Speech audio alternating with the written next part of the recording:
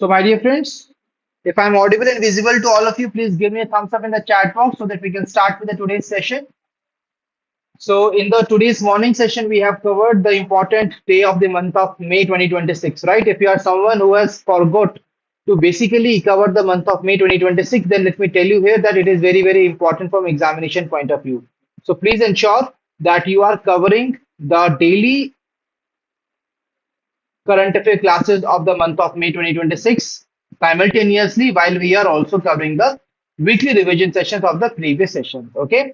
So thank you, Pratyush and Sujit, for giving me the confirmation here that yes, now the technicalities of the sessions are quite good. Let me tell you, my dear friends, that till now we are already done with the important ones for the upcoming RB Grade B officer exam. Now, what are these important ones? We all know that for the RB Grade B officer examination, it is scheduled on 13th of June 2026. And for that examination, the last 3 months are the very, very important part. That is March, April, and May, right? And the first week of June 2026. And the last 5 months before the examination are basically desirable to be covered. That is the fourth and fifth month.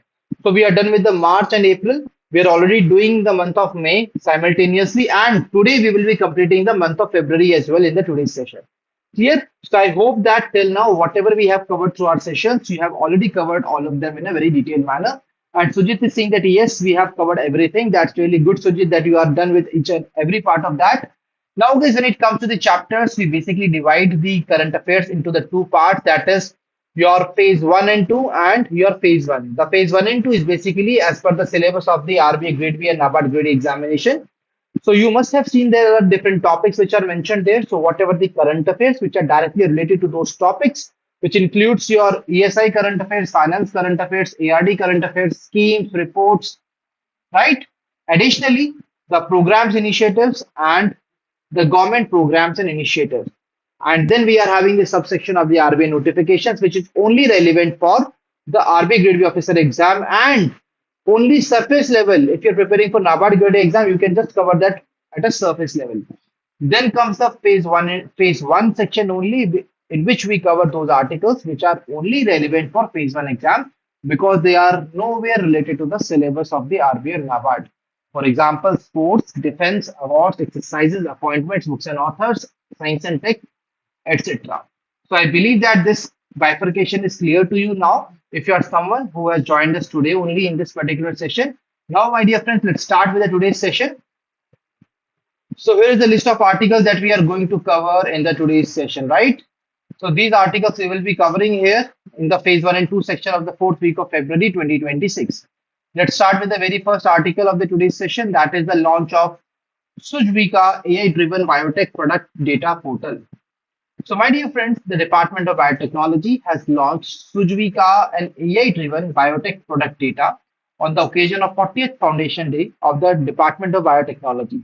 So, Department of Biotechnology has basically celebrated its 40th Foundation Day as it was established in 1986.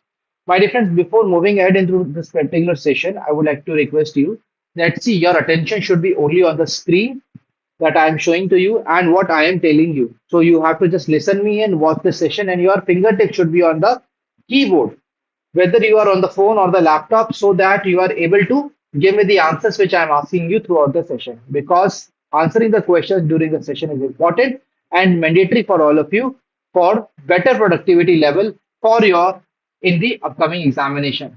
Clear? तो ये session आपके लिए productive तभी होगा जब आप continuously यहाँ पर इंटरेक्ट करेंगे by giving me the answers.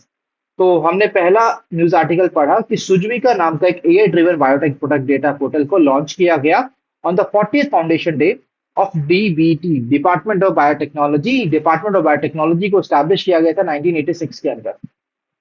अब बात आती है कि सुजविका क्या है दोस्तों. ये एक AI driven biotech product data portal है.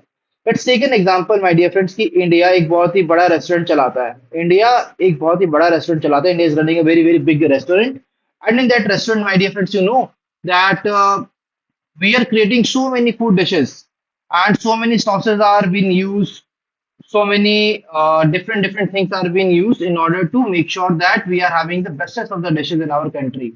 Now let's take an example. That country now realize that see we are using so many sauces and these sauces basically we are bringing from where? We are bringing the sources from some from the Thailand, some from China, some from Japan. So we are totally reliant on them. So why exactly we are reliant on these particular countries for the making of these basic things in our country? Why not we are just making it on our own? So to understand this, that what are the different things that we are importing and we are basically dependent on the imports and whether we can produce them in our own country or not. For that we have released Sujvika. Clear, my dear friends? So we will be able to understand in the upcoming part of this particular discussion that what Sujvika is all about. तो आपको example से ही समझ आ गया कि basically now replace it with the biotech product market, right? So there are so many biotechnology products that we are importing from outside to our own country, right? So basically, this portal is going to tell us the statistics about that products, that okay, which are the XYZ products that we are importing, and then how it is going to provide us a structured in a accessible format. तो एक structured और accessible format के अंदर ये portal हमें उस पूरे data को प्रेजेंट करेगा. The portal was developed in collaboration with the industry partner that is ABLE, Association of Biotechnology-led Enterprises. It provides sector-wise insights into the biochemical products, industrial enzymes, and other biotechnology inputs. So basically, what are the different biochemical products, industrial enzymes, biotechnology imports, which we are importing from outside the countries and which we can create in our own country. So we have to ensure that ऐसा नहीं कि हम हवा में कुछ भी किसी भी चीज पर काम करने लगे, ऐसा नहीं करना. We have to ensure that we are taking the evidence based decisions. For example, my dear friends, let me tell you a very important point that we told you that we will be launching the you know, general awareness sectional mock test for all of you, in which in the 25 minutes you are required to answer the 80 questions, just like in the examination format. So when you will be attempting the paper, you will be able to realize that okay, what are the areas in which you are still weak, which are the months of the current affairs that you still not able to recall. Then you are now having the evidences before you. Now on the basis of that, you can work on them. Clear? So this general awareness mock test we are going to launch today at 8 p.m. only. Clear?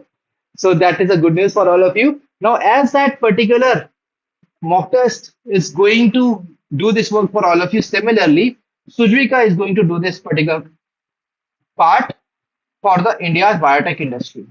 Clear, everybody? Are you guys able to understand that? So यहाँ पर मैंने आपको good news भी दी थी है और ये article भी समझा दिया है. तो इंडिया का जो बायो इकोनॉमी है, it is grew from nearly USD 10 billion in 2014 to about 165.7 billion in 2024, while the number of biotech startups has increased to over 11,000. तो हमारे नंबर ऑफ बायोटेक स्टार्टअप्स 11,000 हो चुके हैं. इंडिया की बायो इकोनॉमी की value $165.7 billion है. जो सुजवी का पोर्टल है इसको लॉन्च किया गया with industry partner that is ABLE association of biotechnology led enterprises. Clear everyone? So now I want all of you to give me the answers in the chat box. Please tell me the name of the portal which has been launched by the DBT Department of Biotechnology. What is the right answer? It is Sujvika. And what exactly is the year in which DBT was being established? It is 1986. Clear everyone? It is a trade statistic digital intelligence platform. Absolutely right. Everybody has given the right answer. Well done, Sujit, Pratyush, and all the people who have given me the right answer. Let's move on to the next news article of the today's session. Okay, so let's move on to the next part. Cabinet approved enhanced delegation to Power Grid. My dear friends, Power Grid is a Maharatna central public center enterprise in our country, right? And it is really very important pillar into the transmission system of our nation. Why we need transmission? You know that normally the renewable energy projects which are located, they are located in the remote areas, and now we want to bring that energy to the city areas because the city consumption is really high in terms of electricity and during these hot days, right, my dear friends? So let me tell you that we really requires a good transmission, and during the transmission of the energy, we always see that lot of losses are there. So we need to ensure that the losses are basically decreasing and the efficiency of transferring this energy from one place to another is increasing. So, my dear friends, now Cabinet Committee on Economic Affairs has approved enhanced delegation of powers to Power Grid Corporation of India Limited. अब इसका महत्व क्या है? What is the importance of it? Let's take an example guys, that Power Grid is a parent. It is having so many children, right?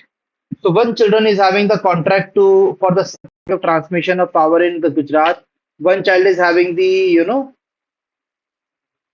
the contract of transmission of power in Tamil Nadu. One is having in the Haryana. One is having in the Punjab. Right? So all its child is having basically this different transmission projects. So these childs are basically called the subsidiaries of Power Grid. Now, basically, the Cabinet Committee on Economic Affairs has approved enhanced delegation of power to Power Grid. तो उसने Power Grid की powers को बढ़ा दिया है under the department of public enterprises और इसके तहत गवर्नमेंट ऑफ इंडिया ने कहा है कि पहले आप अपने सब्सिडियरी के अंदर सिर्फ 5,000 करोड़ रुपीस तक की इन्वेस्टमेंट कर सकते थे that means this power grid was earlier on it's child on it's subsidiary was only able to invest rupees 5,000 crore but now this power has been increased. Now the government says you can invest 7,500 crore rupees per subsidiary while retaining the over cap of 15% of the company's net worth. तो overall cap जो थी 15% of the company net worth उसको maintain करते हुए 7,500 करोड़ तक की investment आप पर सब्सिडियरी कर सकते हो. It is just like an example, my dear friend, that earlier your parents allowed you to spend only 100 rupees, right, on your different tasks, but now they have mentioned to you that okay, now we have seen that you are really performing well, you are really preparing for the RBI Grade B officer exam very well with chapters. So basically we are extending your limit from 100 rupees to 150 rupees. तो अब आप 100 रुपए नहीं बल्कि 150 रुपए खर्च कर सकते हो. Getting the point? Are you guys able to understand it? So this will enable the power grid to expand investments in its core transmission businesses. So with the increase in the powers of the power grid, it will be working on expanding its investments in the core transmission business. I told you that it is having so many transmission businesses where it is working on, the transmission lines in order to ensure that we are transmitting the power. We are transmitting the power from one place to the another in a very simple manner. Clear? Now moving ahead, it will support evacuation of renewable energy capacity, contributing to India's target of 500 gigawatt power capacity from non-fossil fuel sources. So with this enhanced delegation of the powers to the power grid, now power grid is really going to contribute to the India's target. My dear friends, India is having a target. What is the target? It is to 500 gigawatt power capacity from non-fossil fuel sources. Clear everyone? So it allows the power grid to participate in the capital intensive transmission projects such as ultra high voltage alternating current, high voltage direct current networks. तो ऐसे networks को बनाया जाएगा जिसके जरिए हम अपने power transmission को विदाउट एनी लॉसेस कर सके और विद मिनिमल लॉसेस एग्जीक्यूट कर सके. It will be increasing the competition in the tariff-based competitive bidding for transmission projects, improving price discovery and supporting affordable and clean energy availability for consumers. Clear everybody? So overall, please quickly tell me in the chat box what is the name of that organization whose powers have been enhanced by the Cabinet Committee on Economic Affairs. What is the right answer? It is Power Grid. So Pratiksha is saying, hello sir, I am glad that I found your session here. Thank you sir for providing wonderful sessions. I can completely rely on. Thank you so much Pratiksha for your kind words. And I hope that definitely these sessions are really going to help you in your upcoming examination, right? So happy learning to all of you. So let's come back to the session and really glad to hear these good words from you. So moving ahead, my dear friends, can anybody tell me now in the chat box that what exactly is the enhanced amount that Power Grid now can submit and spend on its subsidiary? It has been increased from 5,000 crore rupees to what amount? To 7,500 crore rupees per subsidiary. Absolutely, this is the right answer. Clear, everyone? So, absolutely right. This is the right answer. Now, guys, please tell me that what is the India's target of the power capacity from non-fossil fuel sources?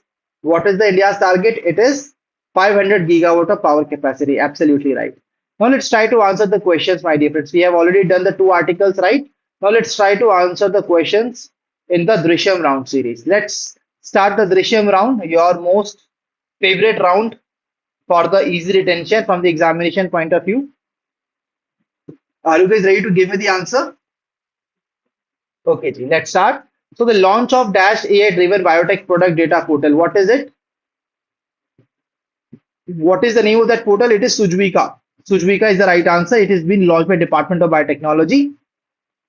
DBT was established in which year? It was established in 1986. Absolutely right. So Sujvika is a trade statistic digital intelligence platform which will provide authenticated biotechnology import product data. Well done, everybody. So moving ahead, India's bioeconomy grew from nearly USD 10 billion to 165.7 billion in 2024, while the number of biotech startups increased fewer than 100 in 2014 to over dash. What is the new amount? It is 11,000. Absolutely right. So well done, Pratiksha, Sujit, Harshal, Pratyush. All of you have given me the right answer to all these questions. Well done. Let's move on to the next article. Cabinet has approved announced delegation to which organization? What is its name? It is Power Grid. It is a Maharatna Central Public Sector Enterprise. Clear? So under this part, the equity investment limit of the Power Grid has been now enhanced per subsidiary from rupees 5,000 crore to what amount? 7,500 crore rupees. Absolutely right. Well, retaining the overall cap of what percentage? What was the percentage? The percentage is 15% of the company's net worth. Clear. Moving ahead, what is India's target of dash gigawatt power capacity from non-fossil fuel sources? The right answer here is what is India's target? It is 500 gigawatts. Clear, absolutely right. Everybody has given the right answer. Harshal, Preeti, Pratyush, Pratiksha, Harshal, Sujit. Everybody has given the right answer. Well done. Let's move on to the next set of articles. So the third article here is fifth meeting of the National MSME Council and the launch of digital platforms. My dear friends, you all know that micro, small, and medium enterprises are really very important pillar of the country. And we in the previous sessions we have discussed that what is their why they are important pillar because of their contribution and their share in the India's exports, their share in India's employment generation, right? Their share in the gross value addition to the Indian economy. So in each and every parameter, they are really working a lot and contributing a lot to the Indian economy. And that is why, my dear friends, recently Ministry of MSME has organized fifth meeting of the National MSME Council in New Delhi. तो national MSME council की fifth meeting को यहाँ conduct किया गया. It functions as an administrative and functional body of the World Bank supported RAMP program to oversee interministerial coordination, center-state synergies, and monitor reforms in MSME sector. My dear friends, see, whenever we are having a very big project, we have to ensure that all the stakeholders of that are working in a cohesion, they are working with proper cooperation. And that's why we need. And similarly, like MSMEs are really very important for the country, we need to ensure that the inter-ministerial coordination for the MSMEs is really good. It is very smooth. The center-state synergies is there. That means center and state are working together on the common things in a very beautiful manner without any frictions. And we are monitoring the reforms in the MSME sector also. So, my dear friends, for this, India is having a very important program that is a RAMP program. Let me help you to understand this with the help of example. Because you all know that we had the COVID-19 pandemic, right? So COVID-19 pandemic के दौरान क्या हुआ? Let's take an example. This is a ramp, not this one. Let's take an example. This is a ramp. आप सभी के घर के सामने एक रैंप होता है through which you basically enter your vehicles inside your house and you take your vehicles out, right? In your house you always have a ramp, right, my dear friends? So MSMEs का भी एक ramp था growth तक जाने के लिए. For having the growth, for achieving the growth, there was a ramp. But you know what was happened is that due to the COVID-19 pandemic, when the market was really down, they were not able to access the credits. There was shortage of you know, the people, human capital, and everything was just locked during the lockdown. So what was happening? These MSMEs which were earlier on the track of on this ramp, they basically fall down from this ramp, right? So now to bring them again back to this ramp, Government of India came up with the ramp program. Clear everyone? MSMEs जो ramp से growth की ramp से गिर गई थी उनको वापस से ट्रैक पे लाने के लिए गवर्नमेंट ने रैंप नाम का प्रोग्राम लॉन्च किया. Clear everyone? So what exactly RAMP stands for? It stands for Raising and Accelerating MSME's Performance. उन्हें रेस करना और एक्सेलरेट करना उनकी परफॉर्मेंस को, raising and accelerating MSMEs performance, that is the right path. So the National MSME Council functions as an administrative functional body of the World Bank supported RAM program, और World Bank ने भी इस programme को support किया. Clear? Now during the meeting, Udyami Bharat portal has was launched as an integrated one-stop portal for MSME services under the Digital India mission. Let's take an example, my dear friends, that you have created a let's take an example that you have created your own MSME, right? And now you want to run your MSME. Now MSME run करने से पहले दोस्तों इतनी ज्यादा technicalities हैं, इतने ज्यादा forms हैं. मान लो कि कभी वो पर्सन यहाँ पर जा रहा है फॉर्म भरने के लिए, कभी दूसरे ऑफिस जा रहा है गवर्नमेंट के, कभी तीसरे ऑफिस जा रहा है, कभी चौथे ऑफिस जाके कोई और परमिशन ले रहा है, कभी फिफ्थ ऑफिस में जा रहा है, कभी सिक्स ऑफिस में अपने एम्प्लॉयज की डिटेल्स को सबमिट कर रहा है. तो it will be really problematic for that person. He will be working on his production work, or he will be just doing all of these activities in the government offices. It will end up lot of time for him, right? So my dear friends, to remove this particular kind of complex system, they came up with a one stop solution कि जो भी forms हैं, जो भी services है, जो भी schemes आपको फायदा देने वाली हैं एमएसएमईज को, जो भी इंफॉर्मेशन यहाँ गवर्नमेंट ने रिलीज की है, वो एक वन स्टॉप सोल्यूशन प्लेटफॉर्म पर लॉन्च होगी, दैट इज उद्यमी Bharat portal. Clear? That is a one-stop portal for the MSME services. It will integrate all the ministries of MSME portals and services along with the portals of other central ministries, departments and the state governments.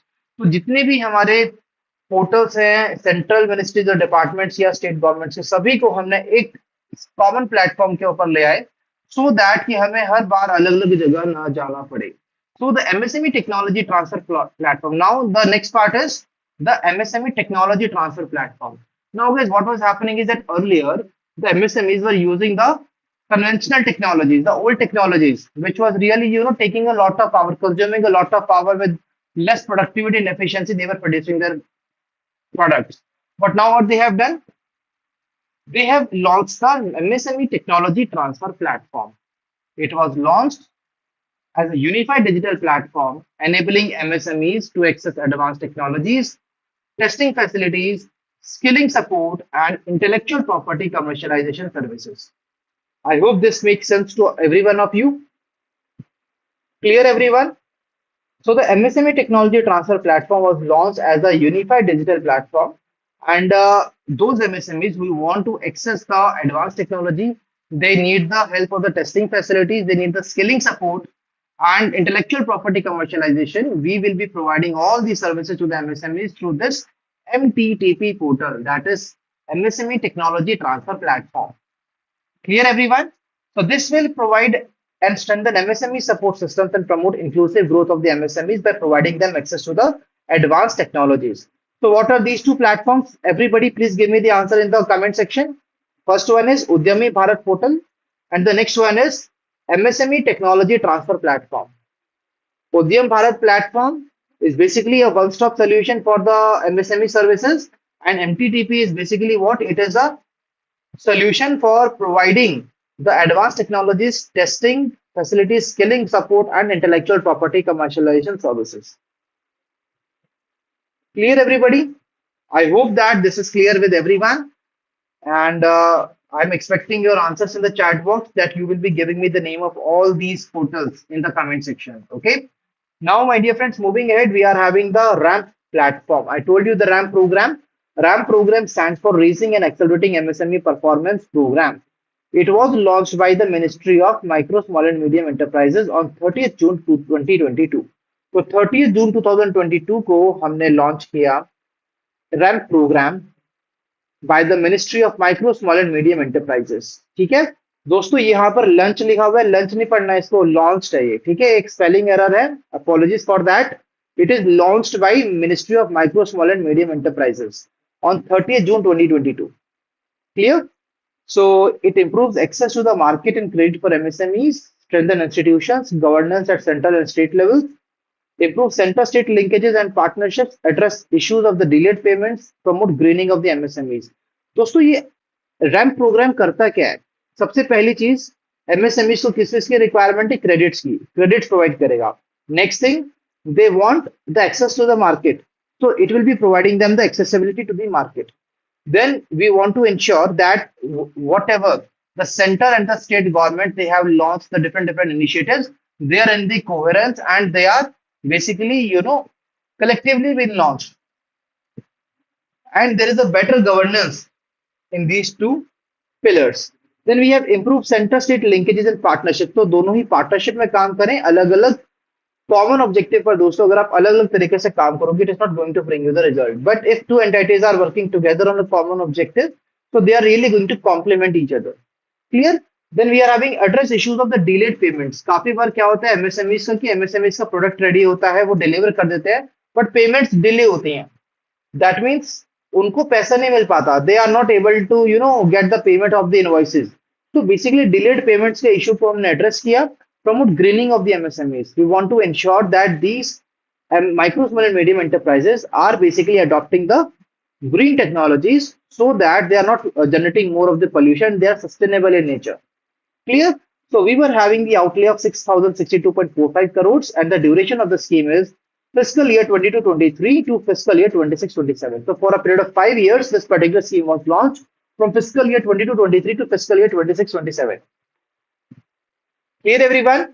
So RAMP programme भी cover है, आपका एमटीटीपी platform भी हमने cover कर लिया, उद्यमी Bharat portal भी cover कर लिया, और ministry of micro small and medium enterprises ने 5th मीटिंग की न्यू दिल्ली के अंदर नेशनल एमएसएमई काउंसिल की, ये भी हमने कवर कर लिया है। So everything is done. Now let's try to answer the questions here. So first of all, please tell me here, the Ministry of Micro, Small and Medium Enterprises organized the meeting of the National MSME Council in which place? Come on, everybody, please give me the answer in the chat box. So let me see who will be giving me the right answer. It is New Delhi, absolutely right. Now moving on to the next article. Sorry, the next question. The National MSME Council functions as an administrative and functional body of the World Bank supported RAMP program. During the meeting, which portal was being launched? Udyam Bharat Assess portal was being launched as the integrated one-stop portal for MSME services under the Digital India mission. Then we are having, please tell me the name of the platform, a unified digital platform which enabled MSMEs to access the advanced technologies. What is the right answer? MTTP platform. MSMEs Technology Transfer Platform, absolutely right. Now guys, let's move ahead. The RAMP program, that is the raising and accelerating MSME performance program. It was launched by which ministry? Ministry of MSME, and on 30th June, which date? It was 2022, June 2022, when this particular scheme was launched. Now, what is the duration of the scheme? From 22-23 to 26-27, that is a period of 5 years. Absolutely right. I can see here in the chat box, everybody has given me the right answer. Well done. Well done, everybody. Let's move on to the next article now. Let's be quick. So the high-level committee constituted by harmonization of DigiLocker. So my dear friends, just few days back we covered the DigiLocker, right? तो अभी हमने DigiLocker को cover किया था, because DigiLocker states पर felicitated. तो 5 states को felicitate किया गया था for integrating the government services into the DigiLocker. So DigiLocker क्या है? Just take an example that DigiLocker is a अलमीरा. DigiLocker एक आपकी अलमीरा है जहां पर आप अपने ड्राइविंग लाइसेंस, अपने एजुकेशनल सर्टिफिकेट्स और बाकी आइडेंटिटी कार्ड्स को आप सेव करके रख सकते हैं। ठीक है। अब दोस्तों क्या हुआ कि विद टाइम, क्योंकि ये जो प्लेटफॉर्म था 2015 के अंदर लॉन्च हुआ था, तो 11 साल पहले टेक्नोलॉजी एक अलग लेवल पर थी, वेरिफिकेशन अलग तरीके से होती थी, so everything was totally different. But now what happens is that so many things has got changed. The technology has changed, the verification processes are got changed, and now even we are having the more number of documents which we are required to do. For example Khelo India जो certificates होते हैं, जो खेलो India schemes है, उसके अंदर जो certificates मिलते हैं विनर्स को, वो भी अब अपने सर्टिफिकेट को यहाँ पर एड ऑन कर सकते हैं।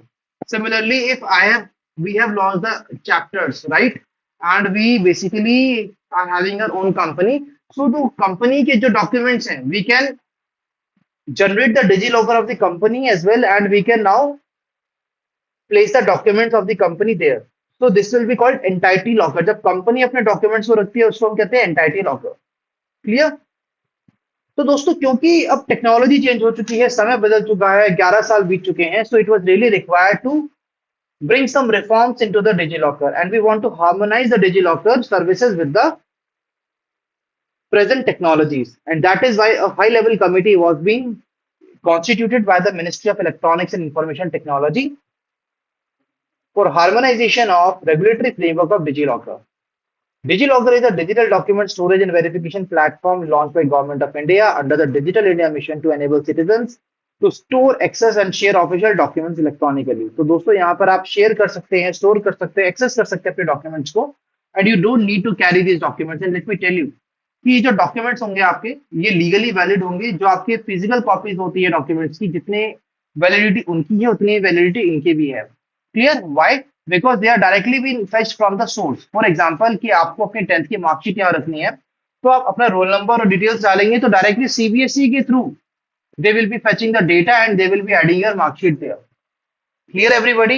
I hope that you are able to understand it. So this initiative was launched in 2015 by the Ministry of Electronics and Information Technology. And I can see here in the chat box, Pratyushan Harshal ने मुझे 5 states का नाम भी बता दिया जिनको recently felicitate किया गया था। Well done people. So moving ahead, the high level committee की अगर हम बात करें तो it aims to strengthen the governance framework and support expansion of DigiLocker ecosystem. तो ये गवर्नेंस फ्रेमवर्क को और मजबूत बनाएंगे। They will support expansion of the DigiLocker system. Who was the head of the committee guys? A very very important point. Who is the head of the committee? Ajay Sahni. Ajay Sani, the former secretary to the Minister of Electronics and Information Technology, and it includes legal experts, technology experts, and industry representatives as the members. So all of them are there, but Ajay Sahani is someone who is the head of this particular high-level committee. And which ministry has launched it? It is the Ministry of Electronics and Information Technology. Clear, everybody? So that's all from this article. So who is the head of the committee? That is the Ajay Sahani. Absolutely right. Now moving into the next article, India GCC joint statement launching negotiations for free trade agreement. My dear friends, in the few classes back we covered in a very detailed manner that the terms of reference for the agreement between the India and the Gulf Cooperation Council was being signed and they were being approved by the cabinet, right? So we have already discussed this news article in a very detailed manner. It is the same article, guys. We covered there also that the trade accounts for 15.42% of the India's global trade. So if you are someone who has missed that class, let me tell you that when you will go to the chapters YouTube channel, there is a complete playlist of the current affairs weekly revision classes. You can just go there. You can watch the class of the month of February, right? And you will be able to understand that article in a very detailed manner. Clear? So we are skipping this article for now.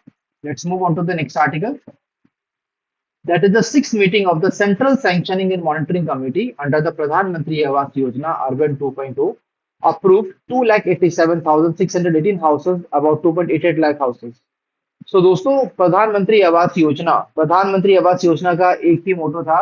आवास मतलब होता है जहां पर आप रहते हैं दोस्तों, ठीक है? So you are living at your homes, right, with your family in a happily manner. That's what we are supposed to do. So let me tell you a very, very important point that under the Pradhan Mantri Awas Yojana, we were having one motto that is housing for all. Clear? तो housing for all में क्या चाहते हैं हम कि जो लोगों के पास घर नहीं है उनको पक्का घर मिले। काफी लोग दोस्तों आपने देखा होगा, अगर आप किसी अर्बन एरियाज में रहते हैं तो वहां पर भी आपको काफी बार स्लम्स देखने को मिलते हैं, that the people are living in the slum areas. So government just want to do what the government want to do. They just want to ensure that these people are coming out of the slums and they're living in the पक्का houses. तो पक्के घर में वो रह रहे हैं। तो पहले ये हाउसिंग फॉर ऑल था, अब ये ज्यादा पुअर फैमिलीज पर हम फोकस कर रहे हैं under the Pradhan Mantri Awas Yojana urban 2.0। Clear? So with this approval, the total number of houses sanctioned under the Pradhan Mantri Awas Yojana Urban 2.0 has crossed 13.61 lakh. तो पहले जो था ये नंबर 2.88 लाख हाउसेज जो थे अप्रूव हुए थे, और इस अप्रूवल के साथ ही जो टोटल नंबर है घर का वो 13.61 लाख हो चुका है। The scheme provides affordable housing for urban families belonging to economic weaker sections, low income groups and middle income group. तो किन लोगों पर हम फोकस कर रहे हैं under the Pradhan Mantri Awas Yojana urban? So basically we are focusing on those people जो economically weaker section से बिलोंग करते हैं, लोअर इनकम ग्रुप के हैं और मिडिल इनकम ग्रुप के हैं. So we are telling them that my dear families, you are the part of India and you are the part of our own family. So we want you to ensure that you are shifting to the Pakka Ghar from the slum. So what you can do, if you are someone who want to make your own house, so we can help you by providing you the financial support for that. Clear? So among 2.88 lakh newly sanctioned houses, 1.60 lakh houses were allotted to women. Guys, why it was been allotted to women? Because government of India wants to ensure the women empowerment. कि जो नए घर हैं क्यों ना हम अपनी family की जो विमेन है, right, the person can be the wife और the mother, right. So basically उनके नाम पर अगर हम घर लेते हैं, so that is a very important part. It will be leading to the women empowerment. तो 1.6 लाख जो houses out of 2.88 lakh houses जो अभी न्यूली सैंक्शन हुए हैं, सो ये 1.6 lakh houses were been allotted to women owners only. Clear everyone, a very important data. So under the Pradhan Mantri Awas Yojana Urban 2.0, 96% जो houses हैं वो they are in the name of female head only or in the joint ownership under the BLC and ISS verticals, highlighting the scheme's focus on the women empowerment. I told you that we are focusing on the women empowerment with this. The scheme built on Pradhan Mantri Awas Yojana Urban launched in 2015. So my dear friends, पहले ये जो scheme थी 2015 में इसको launch किया गया था, ठीक है, under which 122.5 lakh houses have been sanctioned and 97 lakh पक्का houses have been completed and delivered. So my dear friends, पहले जो स्कीम थी कौन सी थी? प्रधानमंत्री आवास योजना अर्बन, जो 2015 में लॉन्च हुई थी, अंडर विच 122.5 लाख हाउसेस को सैंक्शन किया गया था एंड 97 लाख पक्का हाउसेस को कंप्लीट किया गया था और डिलीवर किया गया. इसके बाद दोस्तों अगली स्कीम है प्रधानमंत्री आवास योजना अर्बन 2.0. अर्बन 2.0 को अप्रूव किया गया अगस्त 2024 के अंदर और इसको लॉन्च किया गया, इंप्लीमेंट किया गया फ्रॉम 1 सितंबर 2024 के अंदर. तो अप्रूव कब हुई? अगस्त 2024 में और इंप्लीमेंट हुई 1 सितंबर 2024 के अंदर. What is the duration of the scheme? 2024 to 2029 is the duration of the scheme.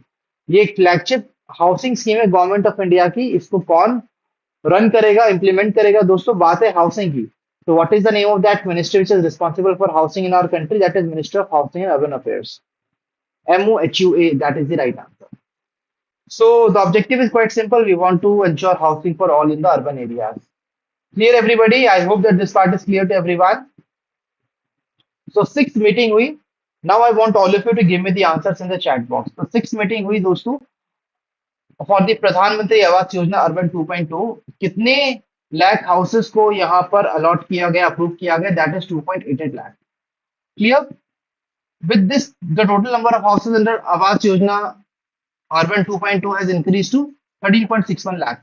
किन पॉपुलेशन पर फोकस किया जा रहा है? Economic weaker sections, LIG and MIG. बिल्कुल सही. प्रधानमंत्री आवास योजना में कितने percentage of the houses are in the name of the female head of state? That is 96%. Now the scheme built on प्रधानमंत्री आवास योजना which was launched in 2015. तो 2015 के अंदर प्रधानमंत्री आवास योजना अर्बन को लॉन्च किया गया था, जहां पर 97 लाख पक्का हाउसेस को कंप्लीट किया गया और डिलीवर किया गया. और अब प्रधानमंत्री आवास योजना अर्बन के अंदर what we have done is it was approved in August 24 and implemented in September 1, 2024 with the duration of 5 years under the Ministry of Housing and Urban Affairs with a tenure of 2024 to 2029.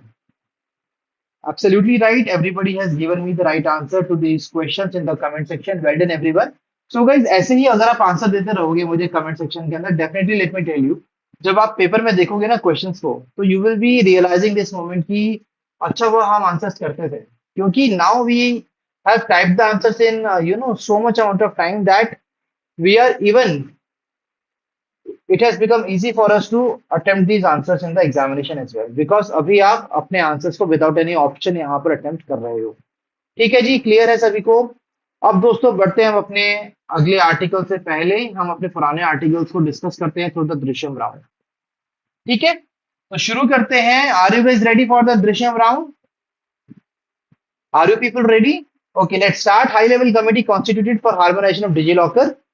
So Dash constituted a high-level committee for harmonization. What is the name of the ministry? Minister of Electronics and Information Technology. So the DigiLocker की बात करें तो it was been launch by which ministry, in which year, please tell me, it was launch by which ministry, 2015 के अंदर launch हुआ था ये, under which ministry? Let me see, कौन मुझे बताएगा कि डिजी लॉकर कौन से मिनिस्ट्री के अंदर आता है। सो पहला जवाब था minister of electronics and information technology, बिल्कुल सही, जिसने कॉन्स्टिट्यूट किया हाई लेवल कमेटी को। Now here also my dear friends, the right answer will be minister of electronics and information technology only. The launch year for this portal is 2015. Clear? The committee is headed by which person? The name of the person is Ajay Sahni. Absolutely right. Now moving ahead, the next article, the CSMC meeting under the Pradhan Mantri Awas Yojana Urban 2.0 was held. You have to tell me that with this approval of the 2.88 lakh houses, what is the new number? Under the Pradhan Mantri Awas Yojana Urban 2.0, what are the new number of houses? That is 16 lakhs. Sorry, around 13.61 lakh rupees. 13.61 lakh houses is the right answer. Absolutely right. Now, these urban families who will be getting the benefit under the Awas Yojana Urban 2.0, they are belonging from which groups? They are belonging from the middle income group, lower income group, and economically weaker sections. Absolutely right. Now, overall, under Pradhan Mantri Awas Yojana Urban 2.0, what percentage of houses are in the name of the female head or house of household? That is 96%. The scheme built on Pradhan Mantri Awas Yojana Urban launched in which year? Under which 122.5 lakh houses have been sanctioned till now. तो दोस्तों ये scheme कब launch हुई थी? प्रधानमंत्री Awas Yojana urban. देखते हैं इस सवाल का जवाब कौन देता है। So प्रधानमंत्री आवास योजना was launched in 2015. Absolutely right. अब दोस्तों 2.0 आ चुकी है, तो ये किस मिनिस्ट्री के अंडर है? Minister of housing and urban affairs के अंडर है। इसको अप्रूव किया था अगस्त 24 में, and it has been implemented from 1st of September 2024. What is the duration? Duration is of 5 years, that is 2024 to 2029. Now, to ensure housing for all in the urban areas by developing families, construct, purchase, or rent affordable homes. Absolutely right. This is the right answer.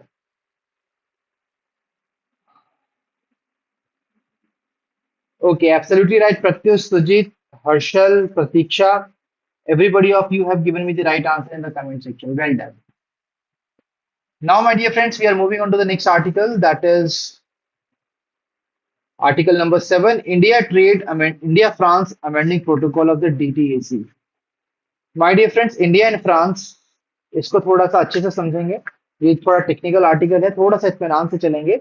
India and France signed an amending protocol to update the India-France double taxation avoidance convention. Or take an example that France government is asking him the taxes on his income, and the Indian government is also asking him, as you are Indian residents, so you need to pay the income tax.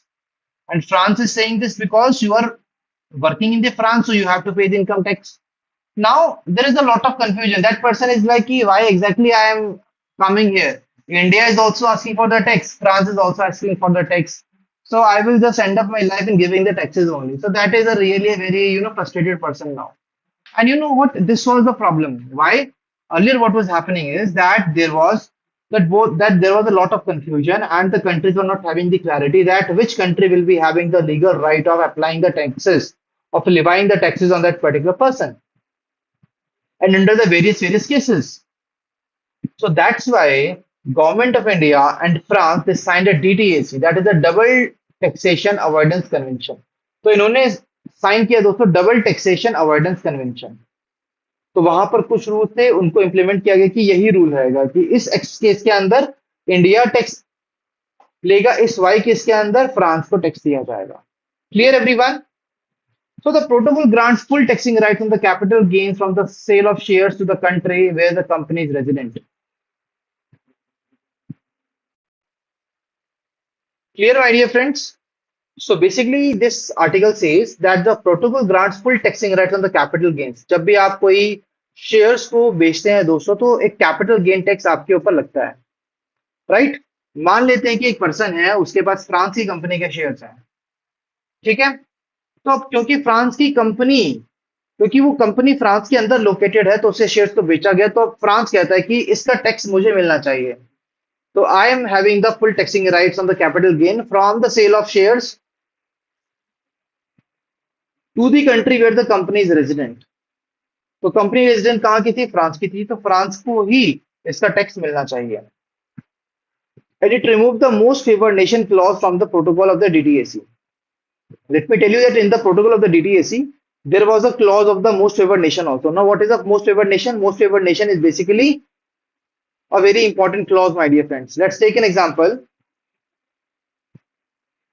I have given the most favored nation status to one of you. Let's take an example. Herschel is having the most favored nation clause, right? Now let's take an example that I decided that as per the performance of the Pratyush, I am going to give Pratyush some scholarship.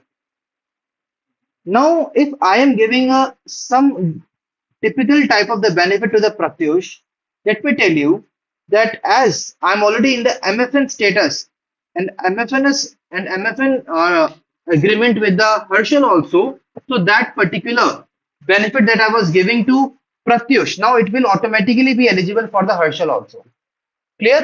तो मैंने हर्षल के साथ बस MFN status को sign किया था ना, ठीक है. बट मैंने जैसे ही मैंने प्रत्युष को कोई नई स्कॉलरशिप दी तो Harshal becomes automatically eligible for that scholarship. Why? Because अगर आप कोई भी फ्लेक्सिबिलिटी, फ्रीडम या कोई भी ऐसी चीज किसी दूसरी कंट्री को देते हैं तो जिसके साथ एमएफएन साइन किया था वो कंट्री उसके लिए ऑटोमेटिकली एलिजिबल हो जाती है. Clear everyone? I hope you guys are able to understand it. If yes, please give me a thumbs up in the chat box.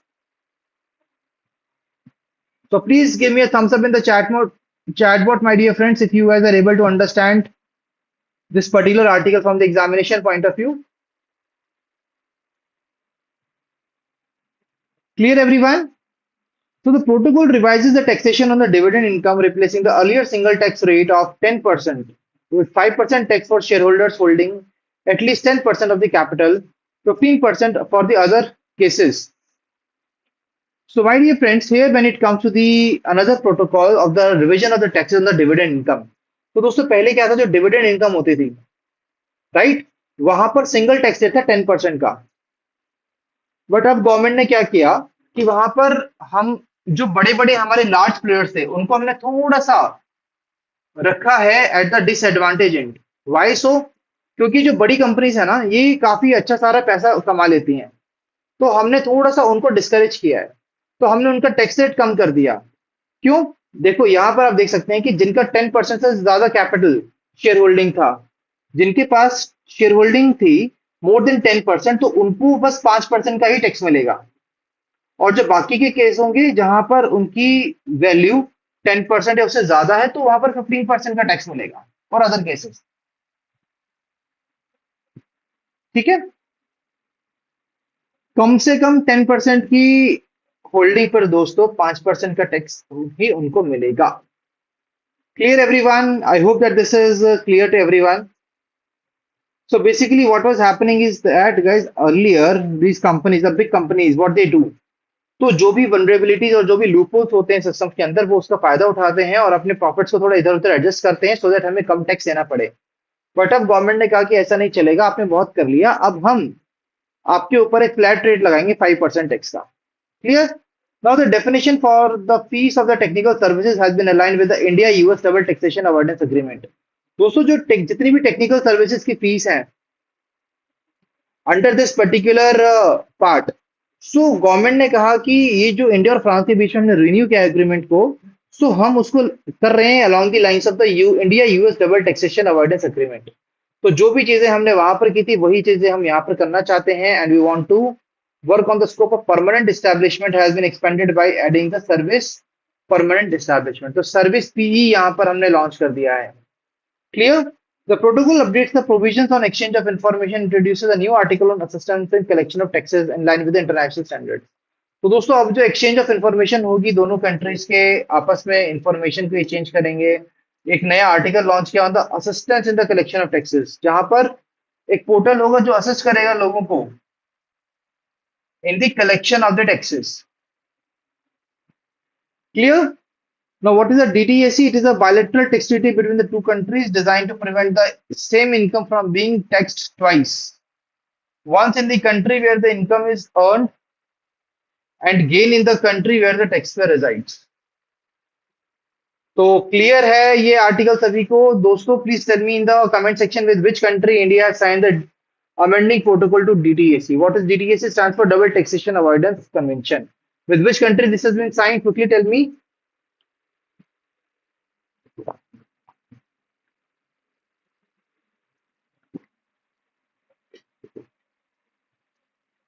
So every person mentioned to me that yes, they are able to understand it. So I want answers from every one of you. Yes, the right answer is France. Now, earlier this particular portal, this particular program was being signed in which year? 1992. Clear? Now the protocol revises taxation on the dividend income, replacing the earlier single tax rate of what percentage? 10%. And what is the new percentage? 5% tax for the shareholders holding at least 10% of capital and 15% tax for the other cases.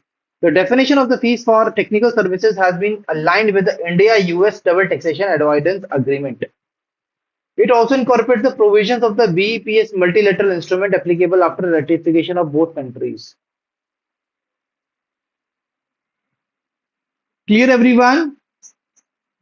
So I can see here everybody has given me the right answer. France is the right answer. 1992 is the right answer. Well done.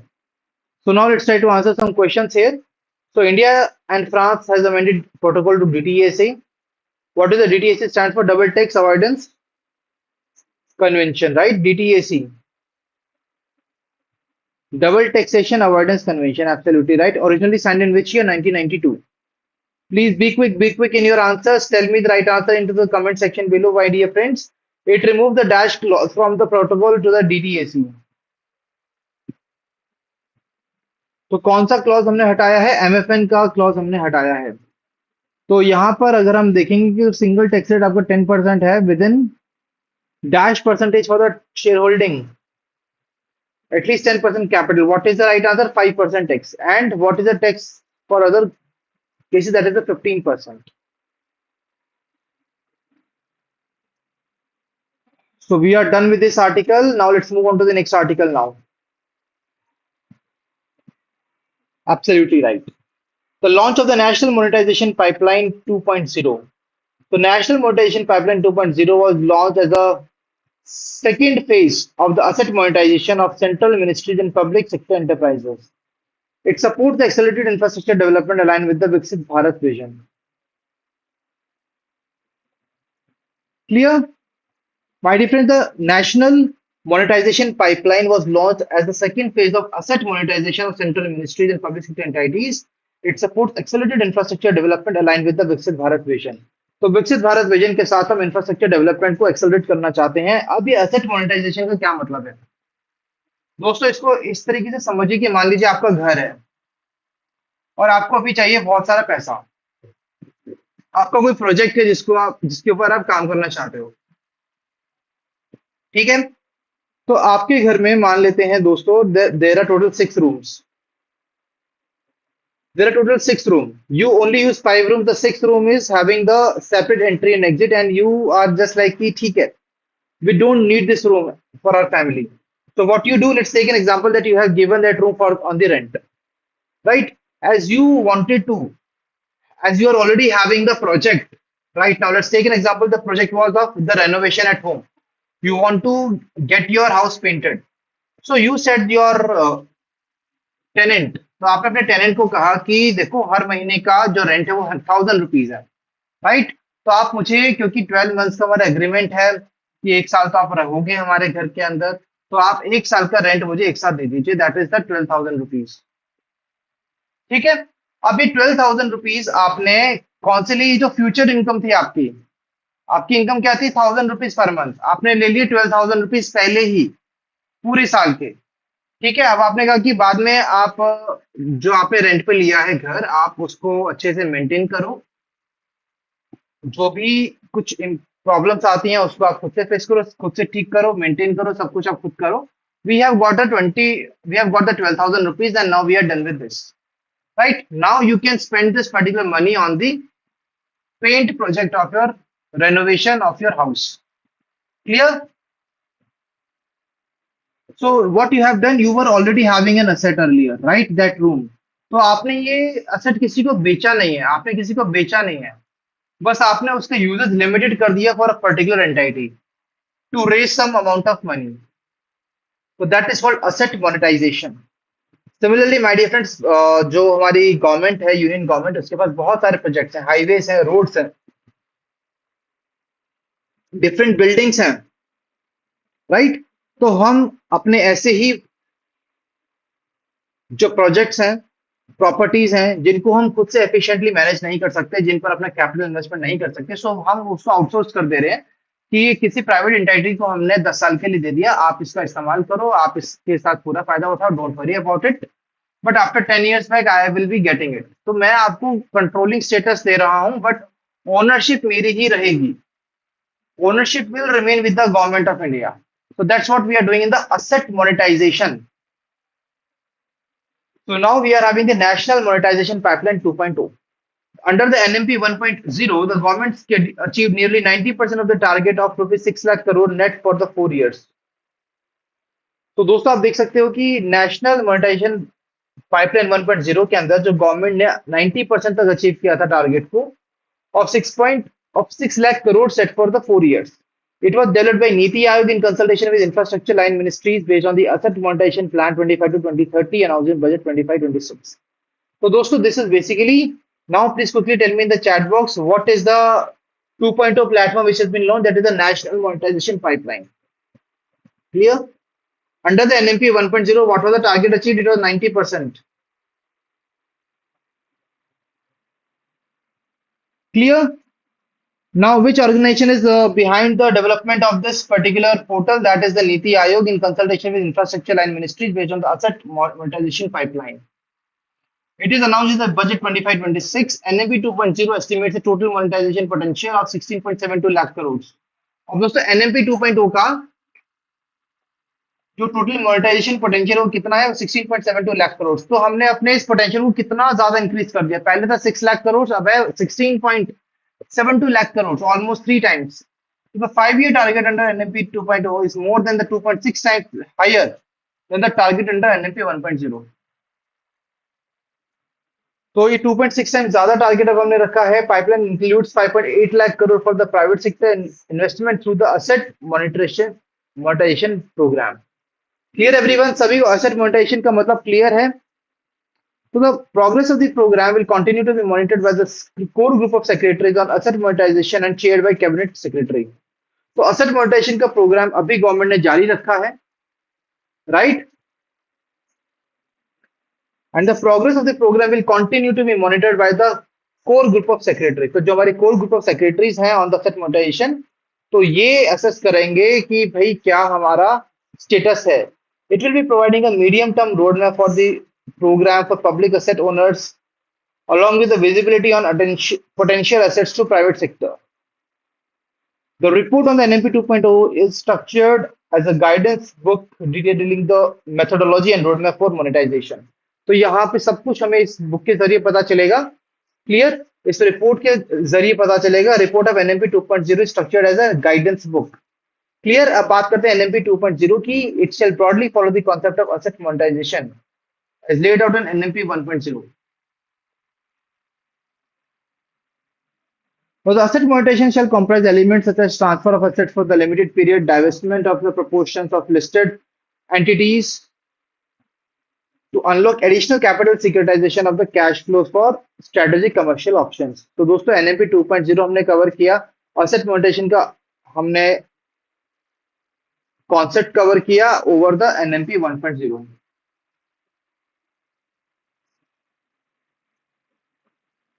Clear?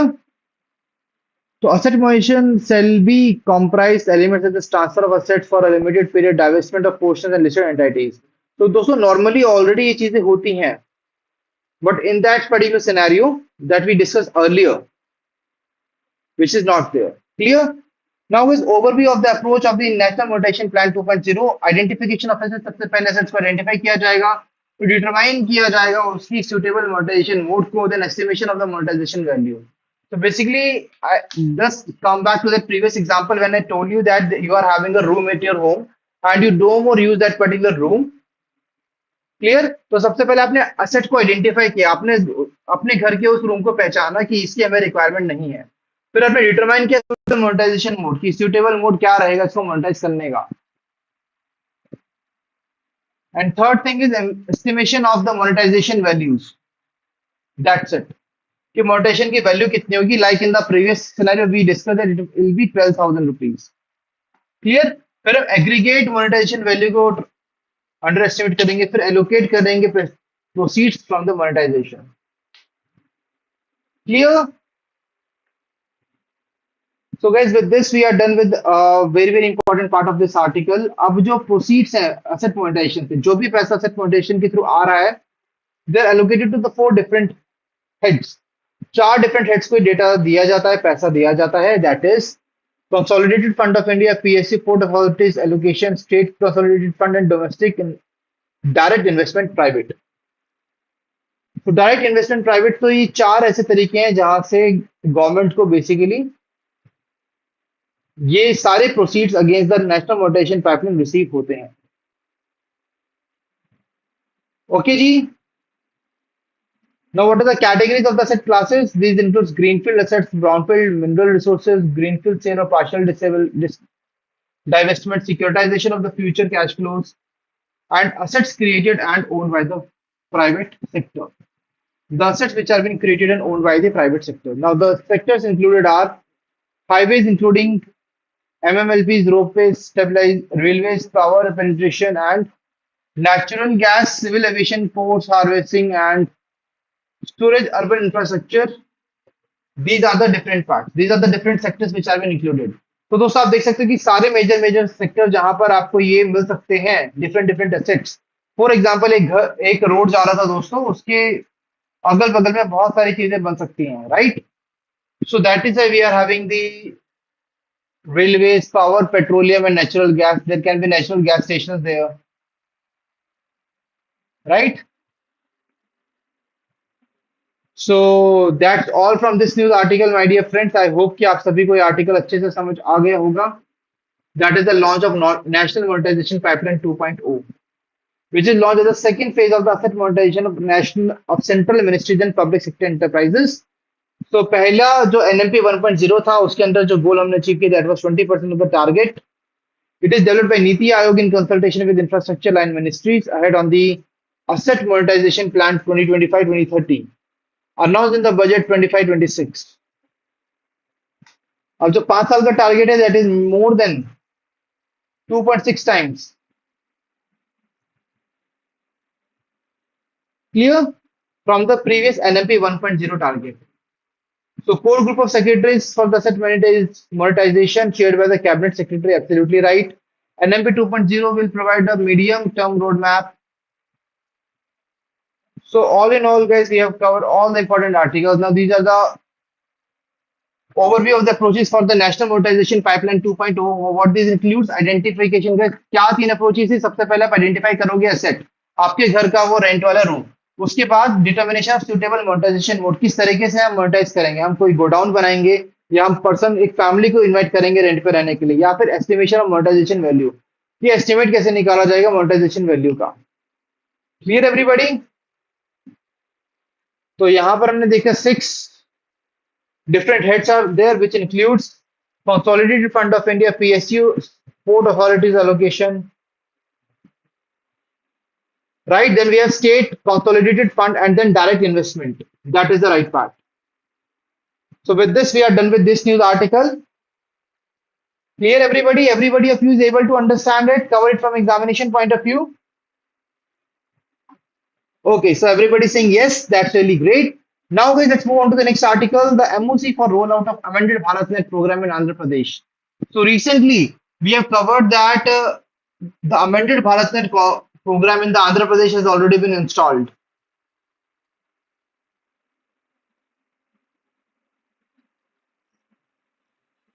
Clear everyone? So we already discussed this article in a very detailed manner, and that's why we can skip this particular article.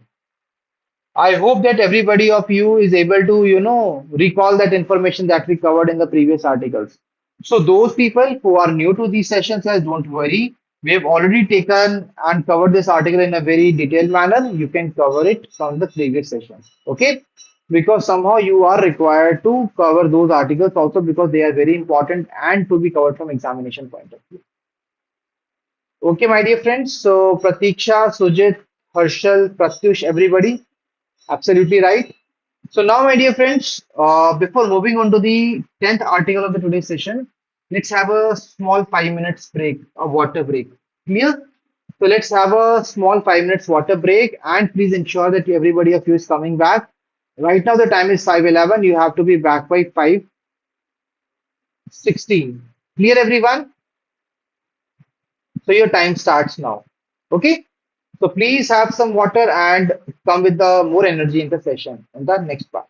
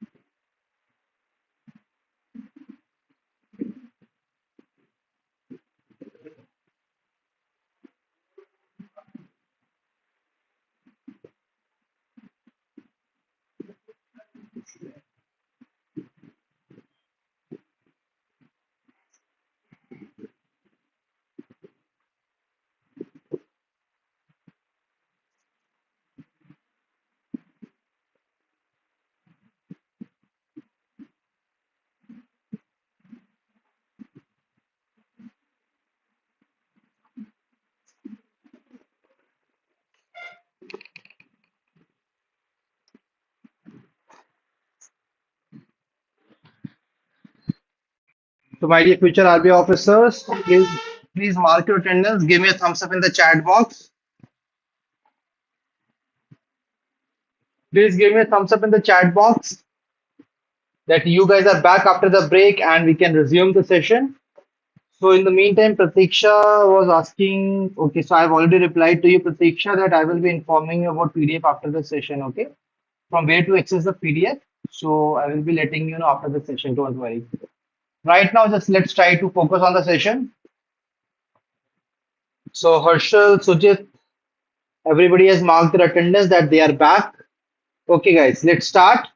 Let's resume the session. Now, the next article is the PM Surya Ghar scheme, which is 30 lakh rooftop solar households. My dear friends, the PM Surya Ghar scheme, the Muft Bijli Yojana, was being launched by the government of India as a flagship rooftop solar scheme in which we are basically in which we are helping the people to install the solar panels on their roofs so that we can decrease their electricity bills. Clear? So this scheme was launched in 2024, implementing Ministry of New and Renewable Energy. Why? Because solar energy is a renewable energy. So that's why we are having the Ministry of New and Renewable Energy. It is a central sector scheme. My dear friends, what is a central sector scheme? It is a scheme in which the overall contribution is from the union government only, right? There is no contribution from the state government. Then what is the aim? To install those rooftop solar systems in 1 crore households to enable them to generate their own electricity and reduce power bills while promoting clean energy. देखो तो यहाँ पर 3 से 4 objectives को हमने एक ही साथ ही में क्लियर किया. सबसे पहली चीज, अपनी इलेक्ट्रिसिटी को खुद से जनरेट करेंगे. सेकंड थिंग, अपने पावर बिल्स को रिड्यूस करेंगे. थर्ड थिंग, क्लीन एनर्जी को प्रमोट करेंगे. और fourth thing is sustainability, my dear friends, right? So 30 lakh households across India have adopted the rooftop solar installations under the PM Surya Ghar scheme. The PM Surya Ghar is a flagship rooftop solar program launched by the government of India to promote solar power adoption in the households and provide free electricity through rooftop solar installation. तो जो हमारे rooftop solar installations हैं, वहां से हम free energy, free electricity हम अपने rooftop solar installation के जरिए हम इंस्टॉल कर सकें और जनरेट कर सकें अपने घर के लिए. Clear everybody? So when exactly the scheme was launched? In 2024, the implementing ministry is Ministry of New and Renewable Energy. And what is the nature of the scheme? It is a central sector scheme. Clear? And we are targeting 1 crore households with a total outlay of 75,021 crore rupees. So with the outlay of 75,021 crore rupees, we came up with the PM Surya Ghar Muft Bijli Yojana. Here everybody, let's try to answer these questions. तो दोस्तों ये the national monetization pipeline wala question is your homework for all of you, right? Everybody, please ensure that you will be giving me the answer to these questions of the Drishyam round in the comment section, okay? After the end of the session. तो हमने इसको काफी अच्छे से revise किया था, तो ये आप मुझे बताएंगे after the session. Let's move on to the next part. PM Surya Ghar scheme reached what amount of lakh rooftop solar household? That is 30 lakhs. Absolutely right. It was launched in which year? 2024. Implementing Ministry of New and Renewable Energy. It is a central sector scheme. It aims to install rooftop solar systems in how many households? What is the number of households, my dear friends? 1 crore. That is the right answer. The total outlay is 75,021 crores. Absolutely right. So yes, everybody has given me the right answer to this question. Well done, everyone. So that's what I'm expecting from all of you, that you will be giving me the right answer here. Okay, ji, absolutely right. Pratiksha, Pratyush, Sujit, Harshal, everybody has given the right answer. Well done. So we are done with this news article. Let's move on to the next news article. ESIC celebrated 75th year of service. So Employee State Insurance Corporation has begun celebrations of its 75th year of service on 24 February 2026 in New Delhi. So my dear friends, Employee State Insurance Corporation. So दोस्तों हमने पहले cover किया था कि जो हमारे unorganised sector हैं उनके लिए हमने कवर किया था कि कुछ जन सुरक्षा स्कीम्स हमने लॉन्च की थी to provide them social security coverage, which includes Atal Pension Yojana, Suraksha Bima Yojana, and Jeevan Jyoti Bima Yojana. Right?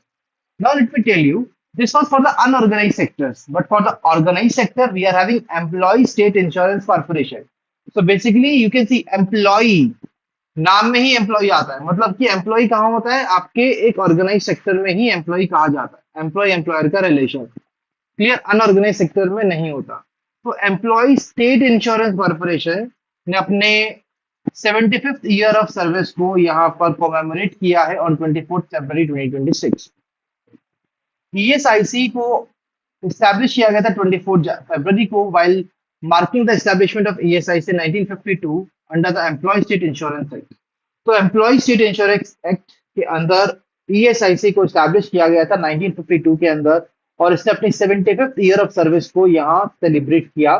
ESI scheme was launched in Kanpur and Delhi in 1952 and has since expanded to 13 districts across 36 states and union territories of the country. ESIC provides medical care, cash benefits, pensions, and support during the sickness, maternity, disability, employment injury, unemployment for workers and their families. So, my dear friend, let's take an example that there is a person who is working in a factory. A person is working in a factory, right? And he is the employee of that factory. So, he will be insured under the ESIC scheme, that is Employee State Insurance Corporation, right? So employee state insurance scheme के अंदर वो person registered होगा. So let's take an example that during working in the factory, that particular person met an accident, right? And he lost his one hand. Now, unfortunately, he lost his one hand. Now he was the only breadwinner. So basically, under the state insurance scheme, there will be medical care which will be provided to that particular person under the employee state insurance scheme. Clear? We will be providing the cash benefits to the person under this scheme. So this is for the person who is working in the organized sector. But during the event, the National Health Authority has also signed an MOU with the ESIC for convergence of ESI scheme with Ayushman Bharat Pradhan Mantri Jan Arogya Yojana. So my dear future RBI officers, please tell me that what is the amount of insurance that government is providing under the Pradhan Mantri Jan Arogya Yojana. So what is that amount per family that government is providing, that okay, you can get the treatment till this amount? What is that? That is rupees 5 lakhs. Absolutely right. So everybody done with this? So the ESI scheme was for the very first time launched in which two districts? Can anybody tell me that? What are the name of the two places from where the ESI scheme was launched? The right answer is Kanpur and Delhi. Absolutely right. Kanpur and Delhi is the right answer. Let's try to answer the questions here. So ESIC has celebrated which year of service? That is 75th year of service. So 75th year of service को celebrate किया गया. It was established in 1952, right? On 24th of February. The establishment of ESIC in dash under the Employee State Insurance Act. कौन से में हुआ था? 1952 के अंदर हुआ था. Now guys, ESI scheme को सबसे पहली बार कौन से दो डिस्ट्रिक्ट के अंदर लॉन्च किया गया? That is Kanpur and Delhi. And then they were expanded to 13 districts across 36 states and union territories. That's all. Now please tell me the name of that organization which has signed an MOU with ESIC for convergence of ESI scheme with the Ayushman Bharat Pradhan Mantri Jan Arogya Yojana. What is the right answer? It is National Health Authority. Absolutely right. Everybody has given me the right answer. Well done, everyone. Let's move on to the next article. So the appointment of the members in National Commission for Safai Karamcharis. So Hardeep Singh Gill and Karm Singh Karma, these are the two people who have been provided the charge as a member of National Commission for Safai Karamchari. Guys, Safai Karamcharis plays a very important role in our daily life because these are the people who collect the garbages from the doorstep of our houses, right? And they dump it at the site where it is required to do. And they basically help us to keep the environment clean, right? So that is the National Safai Karamcharis plays a very important role. And for their rights, we have this organization, that is National Commission for Safai Karamcharis, which recommends the programs of action towards elimination of inequalities in the status, facilities, and opportunities for Safai Karamcharis. My dear friends, what happens? That these Safai Karamcharis often face the discrimination, right?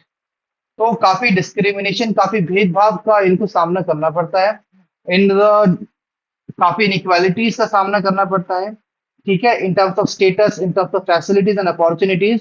सो ऐसी ही चीजों को remove करने के लिए for the सफाई कर्मचारी, so that they can do their work properly without having any regrets that we are doing this much of the good work, and that's how we are being treated. So if you are really doing a good work, my dear friends, and you are not treated uh, in a well behaved manner, and there is a lot of discrimination against you, you will get discouraged in your life, right? Similarly, to ensure the proper rights of the national of the Safai Karamcharis, we came up with the idea of National Safai Karamchari Commission. Clear? It was constituted on 12th August 1994 as a statutory body under the national commission for सफाई कर्मचारी 1993। तो 1994 के अंदर इसको establish किया गया। इसे initially 3 साल के लिए बनाया गया था, अप टू 31 मार्च 1997। बट जो वैलिडिटी थी इस एक्ट की, इसको बढ़ाया गया and it was later extended up to March 2002, और उसके बाद फर्दर इसको बढ़ाया गया। एंड माय डियर फ्रेंड्स, तो इतनी बार बढ़ाने के बाद हमने रियलाइज किया कि चलो अब हम इसको थोड़ा सा मेजर चेंजेस हमें यहाँ पर लेकर आने की जरूरत है। After the National Commission for Safai Karamchari Act 1993 lapsed on 29 February 2004, the commission ceased to be statutory body. So my dear friends, क्योंकि हमने काफी ज्यादा बार इसके जो टेन्योर थे इसको एक्सटेंड किया था, तो हमने उसको स्टैट्यूटरी बॉडी का स्टेटस से छीन लिया, and now it is working as a non statutory body under the minister of social justice and empowerment. Clear? तो नेशनल सफाई कर्मचारी कमीशन, नेशनल कमीशन फॉर सफाई कर्मचारी के दो नए मेंबर्स का क्या नाम है? हरदीप सिंह गिल एंड कर्म सिंह कर्मा। क्लियर? हरदीप एंड कर्म सिंह कर्मा, इसको याद कैसे कर सकते हो? जो हरा भरा रखने का कर्म करे, उन्हीं मेंबर्स को यहाँ पर सफाई कर्मचारी से कमीशन का मेंबर बनाया है। ठीक है, हरदीप सिंह गिल एंड कर्म सिंह कर्मा। ये स्टैब्लिश कब हुआ? 12 अगस्त 1994, and later, and it was earlier under the 1993 Act, it was a statutory body. Now it ceased to be statutory body in 2004, and later, now it is working as a non-statutory body under the Ministry of Social Justice and Empowerment. Absolutely right. That is the right part. Now, my dear friends, let's move on to the next news article. That is the launch of revamped Rajmarg Pravesh portal. So, the Ministry of Road Transport and Highways has launched the revamped Rajmarg Pravesh web portal to facilitate faster and transparent approval of the no objection certificates related to the national highways. Let's take an example, guys, that this is a national highway, right? So around the national highways, there are so many amenities which can be created. For example, I want to create a restaurant here. Someone else wants to create a dhaba here.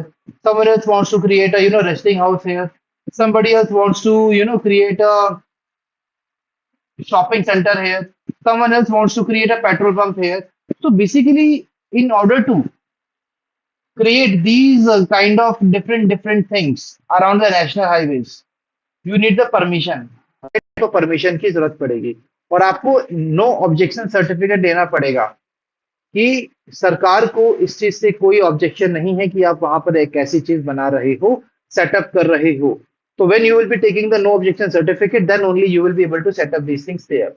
Late me tell you now, earlier what was happening is that the people are required to go to the different offices to get the no objection certificates. Environmental clearance का अलग है, road का अलग है, water का अलग है, electricity का अलग है. So there are so many NOCs, guys, right? So now what the government has done is that why not we just remove all of these and let's promote ease of doing business. So they came up with the one portal, that is Rajmarg Pravesh portal. That means Rajmarg मतलब national highway. प्रवेश मतलब enter करना। अगर आपको national highway पर enter करना है with your own some kind of setup, तो आपको एनओसी लेनी पड़ेगी। कहां से मिलेगी? राजमार्ग प्रवेश वेब पोर्टल से मिलेगी। Clear everyone? I hope that you guys are getting it. Okay, so the Ministry of Road Transport and Highways has launched the Rajmarg Pravesh web portal. So please tell me in the chat box what is the name of the portal which has been released to facilitate faster and transparent approval of the no objection certificates. It is related to the national highways, that is the Rajmarg Pravesh portal. It makes the approval process simpler, time bound and transparent. तो पहले क्या होता था कि ये transparent नहीं था, time bound नहीं था. Sometimes it is taking months and months for the approval, and it was becoming a very complex system, and it was not at all supporting the ease of doing business. because so many complexities were there. But now with the one-stop portal, my dear friends, we are having a time-bound, simpler, transparent, and supportive of the ease of doing business. It will enable online applications for permissions required for the fuel stations, wayside amenities, private properties, rest area complexes, connecting roads, similar facilities along the national highways. तो जो भी ऐसी facility आप बनाना चाहते हो along the national highway, you need the NOC. You just go to the Rajma Pravesh portal. You can enter the details and you can get the NOC from there. That's it. Online application कहीं जाने की जरूरत नहीं. Just need to go to the Rajma Pravesh portal. That's it.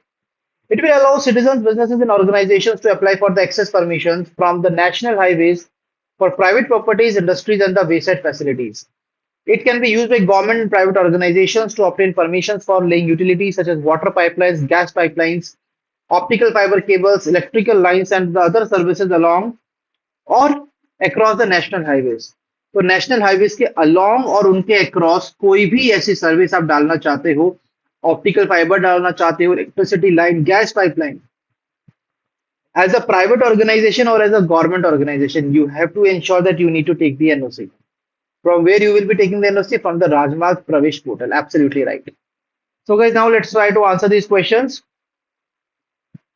So are you guys ready to give me the answer in the comment section? Please show some energy in the chat box that yes, we are ready to give the answers.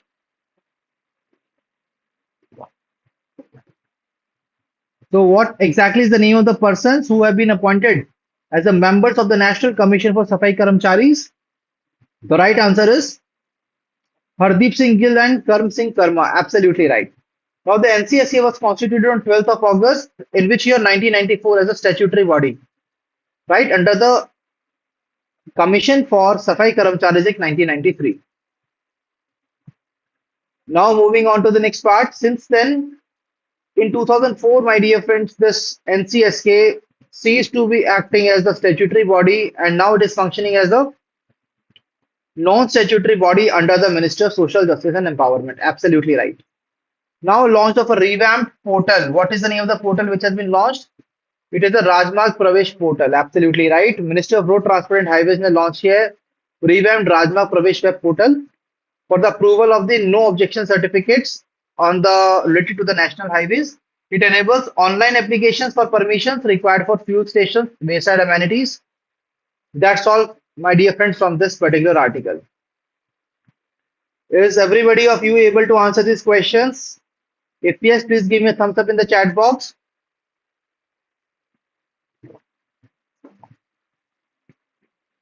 Absolutely right. Now let's move ahead. India-Nepal MOU on cooperation in environment and biodiversity conservation. My dear friends, a MOU has been signed between India and Nepal on the cooperation in environment and biodiversity conservation. So Ministry of Environment and Forest and Climate Change ने MOU sign किया है Minister of Forest Environment Nepal के साथ so that we can strengthen the cooperation in the forest, wildlife, environment, biodiversity conservation and climate change. So across the different areas we are going to work. That is, we are collectively working and cooperating in the forest, wildlife, environment, biodiversity conservation and the climate change. So the question which can be asked in the examination is, what is the name of the country with which India has signed an MOU in terms of environmental and biodiversity conservation? The right answer is Nepal. Clear? That's all from this article. Let's move on to the next article. So article number 15, the Atal Innovation Mission launched first state innovation mission in Tripura. So my dear friends, the first state innovation mission in Tripura has been launched. Now, what is the Atal Innovation Mission? First of all, Atal Innovation Mission is the flagship initiative of the Niti Aayog launched in 2016 for fostering the environment of innovation among the students of the country, right? So India के अंदर innovation का एक environment generate करने के लिए अटल innovation mission को launch किया था गवर्नमेंट ने इन 2016.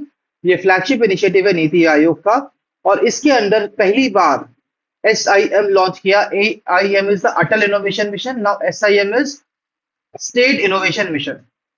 क्लियर? तो ये लॉन्च किया गया है त्रिपुरा के अंदर to strengthen the state led innovation and entrepreneurship ecosystem. It is a part of AIM 2.0 program under the NITI Aayog state support mission. तो नीति आयोग के स्टेट सपोर्ट मिशन के अंदर ये एक प्रोग्राम है under the Atal innovation mission 2.0, which will be supporting the states and union territories in building innovation ecosystems aligned with national priorities and local strengths. तो हमारी जो नेशनल प्रायोरिटीज हैं, लोकल स्ट्रेंथ हैं, उनको हमारे इनोवेशन इकोसिस्टम के साथ अलाइन किया जाएगा सो दैट हम और बेटर इकोसिस्टम प्रोवाइड कर सके अब एट द स्टेट लेवल पे. तो अब इसलिए हमने स्टेट इनोवेशन मिशन को यहाँ पर सेलिब्रेट किया है, लॉन्च किया है. So SIM will work with the government of Tripura and they will be designing and implementing a long-term innovation and entrepreneurship strategy. तो दोस्तों अब हम छोटे-छोटे स्टेप्स नहीं लेंगे, अब हम एक सीधा लंबा स्टेप लेने वाले हैं. Long-term innovation and entrepreneurship strategy, including capacity building, policy support, partnerships, and funding support for innovators and startups. For all these different stakeholders and all these areas, which includes the capacity building, policy support, partnerships, and the funding support. For all these parts, we are going to tie up with the government of Tripura. We will be working along with the government of Tripura. And the state innovation mission of the Tripura will be institutionalized under the TIFT. What is the TIFT? It is the Tripura Institution for Transformation. तो एक Tripura institution for transformation है, उसके अंदर state innovation mission framework को institutionalise किया जाएगा. Clear? Then comes the T-Nest, that is the Tripura Nurturing Entrepreneurship and Startups. T-Nest, Tripura Nurturing Entrepreneurship and Startups was inaugurated as a dedicated incubation and innovation facility to incubate the startups and promote Make from Tripura Solutions. तो दोस्तों Make from Tripura Solutions नाम का एक campaign भी चलाएंगे, उसको promote करेंगे and we will be focusing on Tripura nurturing entrepreneurship and startups. तो त्रिपुरा के अंदर एंटरप्रेन्योरशिप और स्टार्टअप्स को नर्चर करेंगे एंड उसको इनॉग्रेट किया गया as a dedicated incubation innovation facility so that हम वहां पर स्टार्टअप्स को मेंटर कर सकें, गाइड कर सकें, उनको इंक्यूबेट कर सकें. Clear? These innovation centers will be established in all the 8 districts of the Tripura. And India's first district innovator fellowship were launched to identify and nurture grassroots innovators with a structured life cycle support. तो एक structured life cycle support के साथ हम ये करने वाले हैं. India का पहला डिस्ट्रिक्ट इनोवेटर फेलोशिप कहां पर लॉन्च हुआ है दोस्तों? त्रिपुरा के अंदर. So please remember this article. Atal innovation mission ने लॉन्च किया है पहला state innovation mission in Tripura. In which state? Tripura, under which program Atal Innovation Mission 2.0 program, and they will be leading the innovation and entrepreneurship ecosystem in the Tripura state. Under this innovation centers will be established in all the 8 districts of the Tripura. India's first district innovator fellowship were launched to identify and nurture the grassroots innovators. Then, my dear friends, we are having the Tripura Nurturing Entrepreneurship and Startups. T-Nest was inaugurated as a dedicated incubation and innovation facility. Clear? So now let's try to answer the questions. So India has signed an MOU with which country for cooperation in environment biodiversity conservation? That is Nepal. Absolutely right. Moving ahead, Atal Innovation Mission launched the first state mission. In which state? It is Tripura. तो त्रिपुरा में launch किया है दोस्तों. The initiative is a part of the AIM 2.0 programme under the state support mission. तो दोस्तों ये किसका है? ये नीति आयोग का है, state support mission. Clear? Through the SIM, AIM will work with the dash to design and implement a long-term innovation and entrepreneurship strategy. तो ये त्रिपुरा गवर्नमेंट के साथ काम करने वाले हैं for a long term. Clear? To design and implement a long term innovation and entrepreneurship strategy. Moving ahead, Dash was inaugurated as a dedicated incubation and innovation facility to incubate startups and promote Make from Tripura solutions. What is the right answer? It is T-Nest. T-Nest is the right answer. That was Tripura Nurturing Entrepreneurship. Right? Now, Innovation Center will be established in all the Dash districts of Tripura. कौन से districts में किया है दोस्तों? On all the 8 districts of Tripura. Absolutely right. Everybody has given the right answer. So, well done everyone. I can see in the chat box, Harshal, Pratyush, Pratiksha, Sujit Kumar, everybody has given the right answer. Well done. So that shows your hard work, your commitment towards your dream of becoming the next RBI officer. Well done, everyone.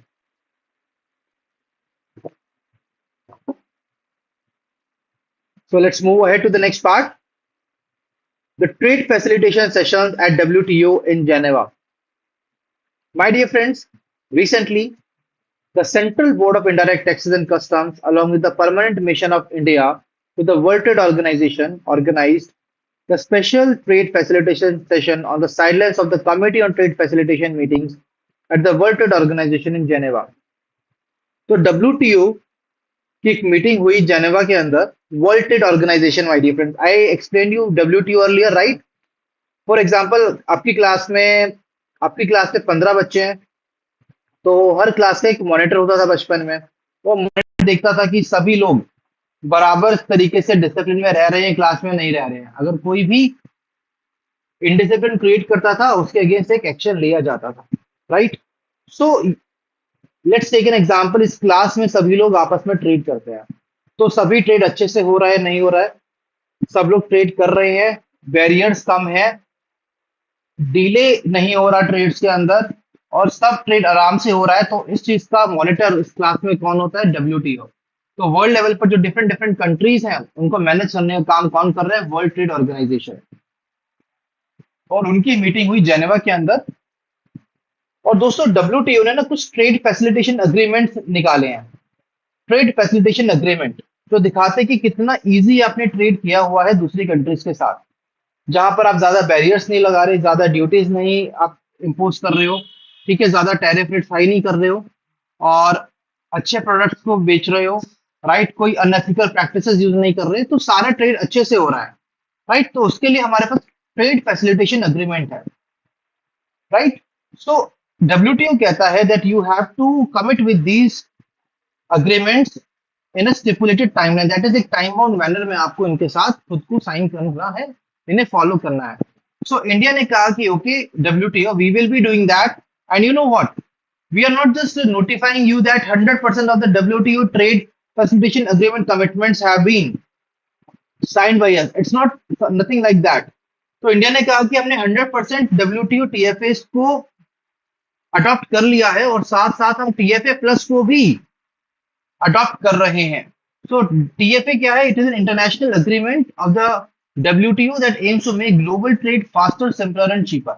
तो तीन pillars हैं TFA के trade faster होना चाहिए simpler होना चाहिए और cheaper होना चाहिए क्लियर सो इंडिया ने ये भी अनाउंस किया कि we are advancing the TFA plus measures under the national trade facilitation action plan to go beyond minimum TFA requirements तो India is saying that see India is that very serious student so one assignment was given to the teacher by the teacher to the student and student is saying that teacher it's not just this assignment I have done even I have done the extra questions of the previous additional classes so that is the beauty of India right so India has said that it's not just TFA commitment that we are signing up we are also advancing the TFA plus measures under the National Trade Facilitation Action Plan to go beyond minimum TFA requirements and align with evolving global best practices.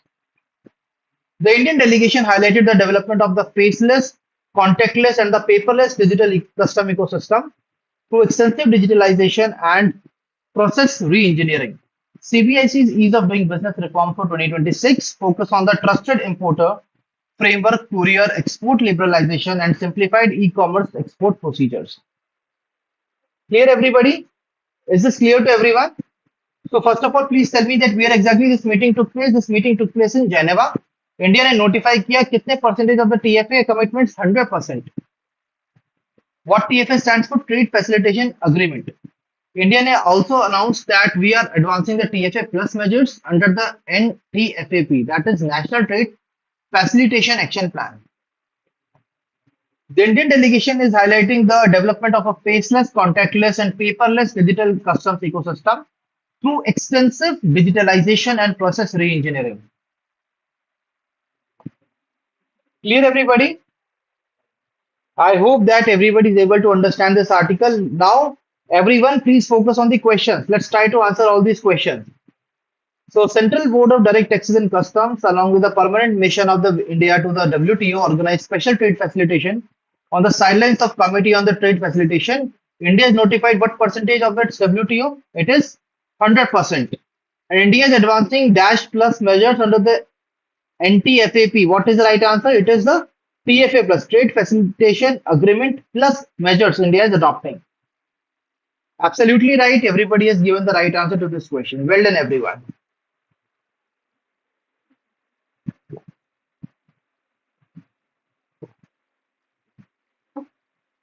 Exactly, TFA plus is the right answer.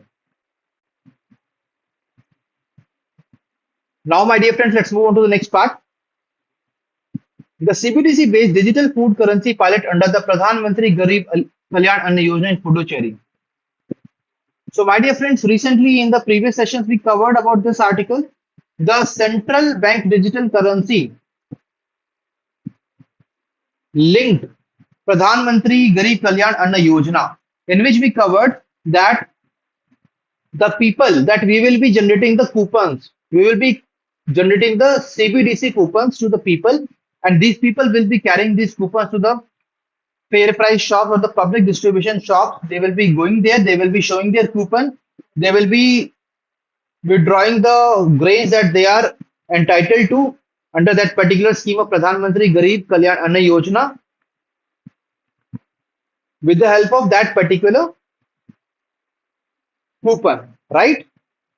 We have launched this coupon so that we can ensure that the money which has been launched, which has been set and allocated for this purpose of fulfilling the food requirement of the people, fulfilling the food security of the people, it should be used in that manner only. So that is what we are doing in the CBDC based digital food currency pilot under the Pradhan Mantri Garib Kalyan Anna Yojana in Puducherry. So do you guys want me to repeat this article? Do you people want me to repeat this article? This is absolutely the same article that we have covered, in some sessions back.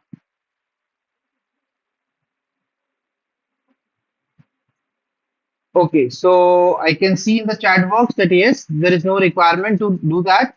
So we are skipping this article, my dear friends. Okay, we are skipping this article. This is the homework for all of you.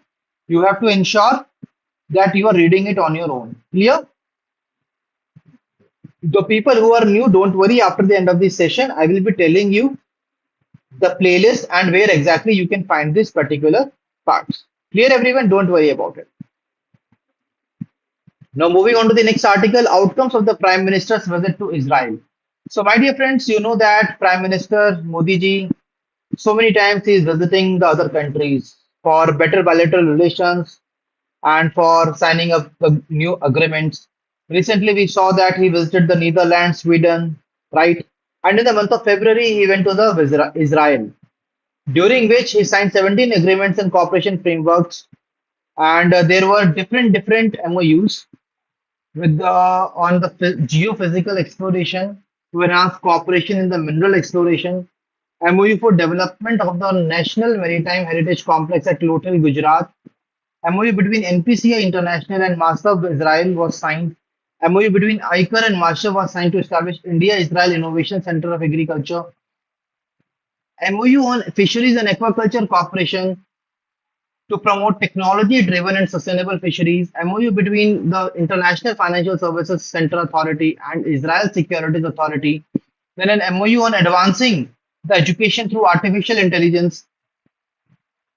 Agreement between Israeli Institute of Commercial Arbitration and the Indian Council of Arbitration. So, my dear friends, you can see that there are a total of 17 MOUs which are being signed. And let me tell you that, when so many MOUs are being signed, we have hardly see a kind of question examination. Clear? So, it is quite less on the priority from the examination point of view. Clear ये article आपका कम priority पर है बस इतना याद रखना है आपको कि Modi ji went to the Israel and he has signed the 17 MOUs. Just try to remember some major topics like for the artificial intelligence, for the mineral explorations we had this. We are having an MOU for the National Maritime Heritage Complex. We are having it for the NPCI, right, for the cross-border remittances. Then we are having an MOU for the agriculture. We are having MOU for the fisheries and sustainable fisheries. So that's all we need to cover from here from examination point of view. Okay. So now let's move on to the next article.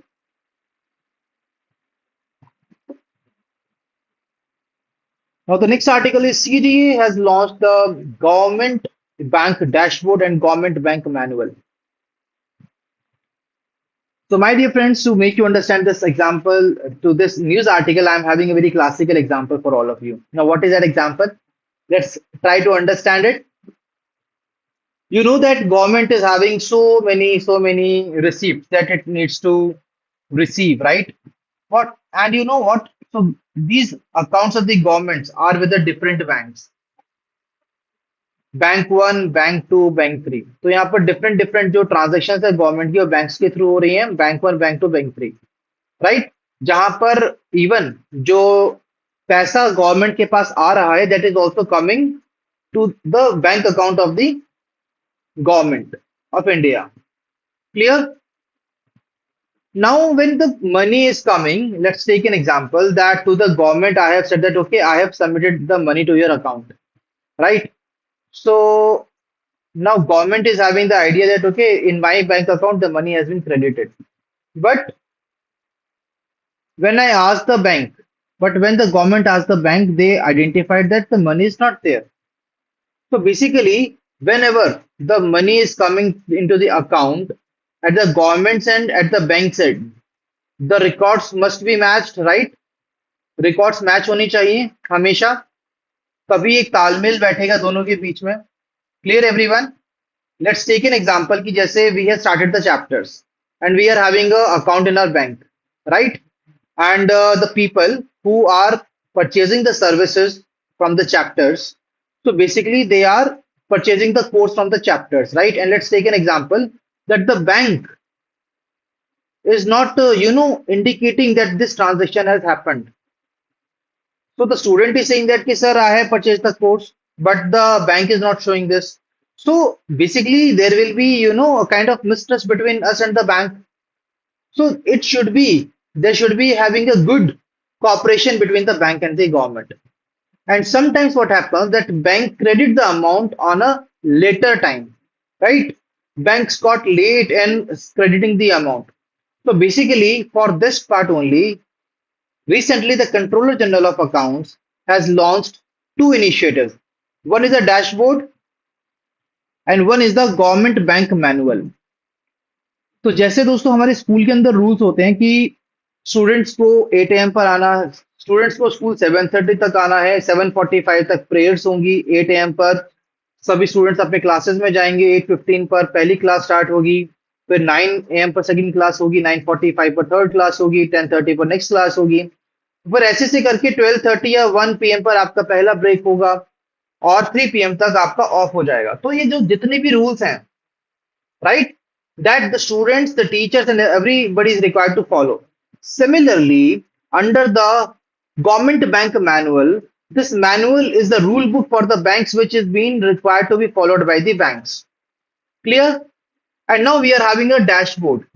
So from the dashboard is a one-stop solution where the government will open the dashboard and it will see that, okay, my X payment was coming into this bank account, whether the bank has credited that or not. Simple. What was the delay? Why it was not happened in the real time? What was the problem? Everything we will be able to assess through the dashboard. Clear everyone? So that's why these two new initiatives have been launched. Bank manual and the bank dashboard.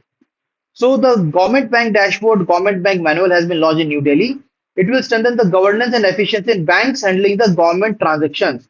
तो जो banks government के transactions को handle कर रहे हैं उनका compliances को improve करेगा ऑपरेशनल रिस्क को कम करेगा और उनके अकाउंटेबिलिटी को और ज्यादा बेहतर बनाएगा the government bank manual will provide a standardised framework for banks which are handling government businesses which will define operational procedures reporting obligations reconciliation timelines and compliance requirements. So all these different things will be taken care of under the government bank manual. Now comes the government bank dashboard, which enables the real-time data-driven monitoring of banking functions related to the government businesses. So government bank dashboard क्या करेगा? It will enable the real time and the data driven monitoring. अब data driven monitoring होगी, ऐसे ही monitoring नहीं होगी, real time होगी, data driven monitoring होगी. Clear, nothing will be there on the assumptions. The dashboard tracks key performance indicators like remittance timelines, scroll compliance, reconciliation status, transaction success rates, adherence to the service level standards. तो सारी चीजों को dashboard के जरिए आप assess कर पाएंगे. For example my dear friends, जैसे आप असेस करते हैं when you are ordering your food from the Swiggy or the Zomato, then continuously you are looking at the phone na ki okay, where exactly my paneer takatak has reached, when exactly it is coming to my doorstep so that I can enjoy it, right? Where exactly my McD burger has reached, right? So we are always tracking it. So we are having the dashboard for it on the Swiggy and Zomato. Similarly, for the government also we are having this government bank dashboard. Clear, everyone? I hope that I am able to help you to understand this article in a more organized manner. Clear? Let's move ahead. Let's try to answer these questions. So, my dear friends, we have already covered this article. So, this is again a homework for all of you. You have to give me the answer to all these questions in the comment section. ठीक है? तो session के बाद दोस्तों ये जो PDF है Drishyam round का पीडीएफ भी आपके पोर्टल पर अपलोड हो जाएगा और आपको न्यूज नंबर 15 और इससे पहले जो हमारे नेशनल मोनेटाइजेशन पाइपलाइन था दोनों के ही आर्टिकल्स आपके लिए होमवर्क हैं. आपको उसके दृश्यम आंसर्स एक सिंगल आंसर में पोस्ट करने हैं. ठीक है, ये आपका होमवर्क है.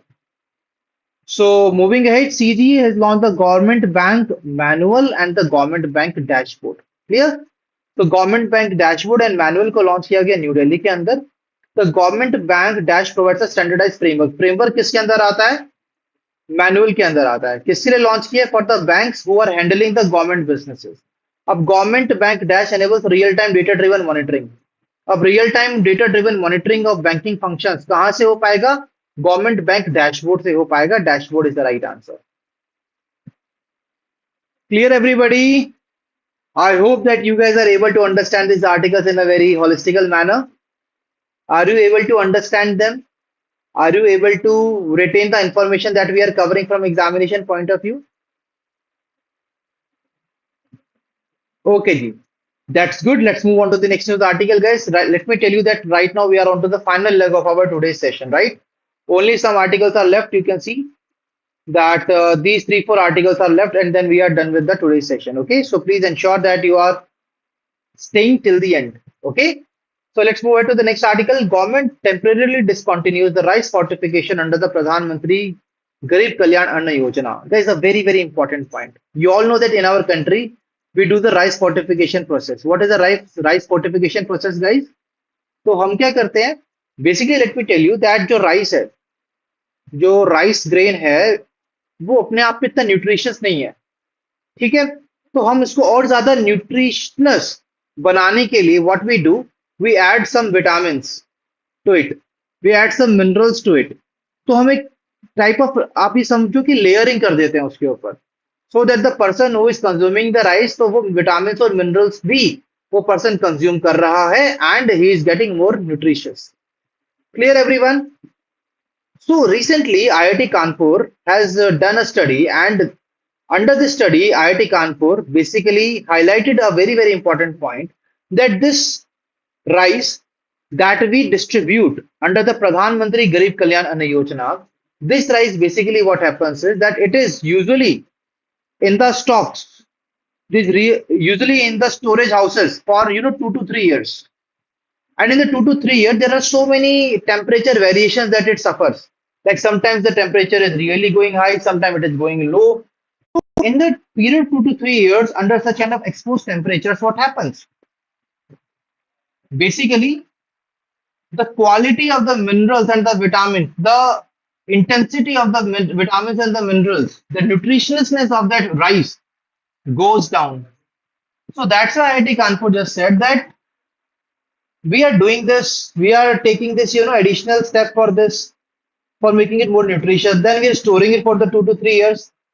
And again, now it is of no use. Similarly, my dear friends, take an example that you are having a vitamin wala capsule, right? So you have just crushed that capsule and you have kept it outside in the sun for, next 10 days. So for some hours it was under the sun. then it was under the shade, then again under the sun, then again under the shade, what will happen? It will lose its quality, right? So that what was happening with the rice. That is why, considering this study of the IIT Kanpur, the government of India decided that we are discontinuing the rice fortification under the Pradhan Mantri Garib Kalyan Anna Yojana. But it does not mean that we are stopping the distribution of rice. No, we are not stopping the distribution of rice. We are just temporarily discontinuing the rice fortification process. The rice fortification means adding important vitamins and minerals to rice to improve its nutritional value. In rice fortification, tiny grains called fortified rice kernels are made using the rice flour mixed with the nutrients. Clear? The decision was taken after a review of the rice fortification program and a study conducted by IIT Kharagpur. Sorry, my dear friends, pardon me. There was a slip of tongue. It was not IIT Kanpur, it was IIT Kharagpur. Clear? IIT Kharagpur is the right answer. What is that IIT? Please tell me which conducted the study. IIT Kharagpur. Clear?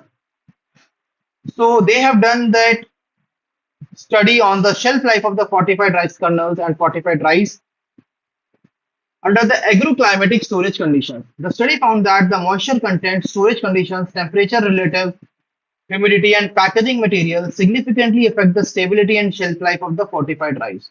तो ये significantly उनकी stability और shelf life को reduce करता है, causing micronutrient reduction during the prolonged storage and handling, as I already told you. So rice under the government stocks is often stored up for up to 2 to 3 years, which can reduce the intended nutritional benefits of the fortification. So we are not affecting the food grain entitlements. We are not impacting the operations under the public distribution system and the integrated child development services and the midday meal scheme. No, they will continue normally. Just what we are doing is we are stopping the rice fortification of these kernels. Clear? As a transitional measure, states and UTs have been allowed to supply either fortified or non-fortified rice.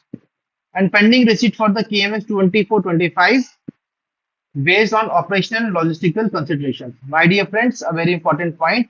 See, क्योंकि अभी fortification का इतना impact है नहीं, तो further fortification को मना कर दिया गया. बट गवर्नमेंट ने कहा है स्टेट्स को कि आप अब आपकी मर्जी है कि आप fortified rice दो या non fortified rice दो.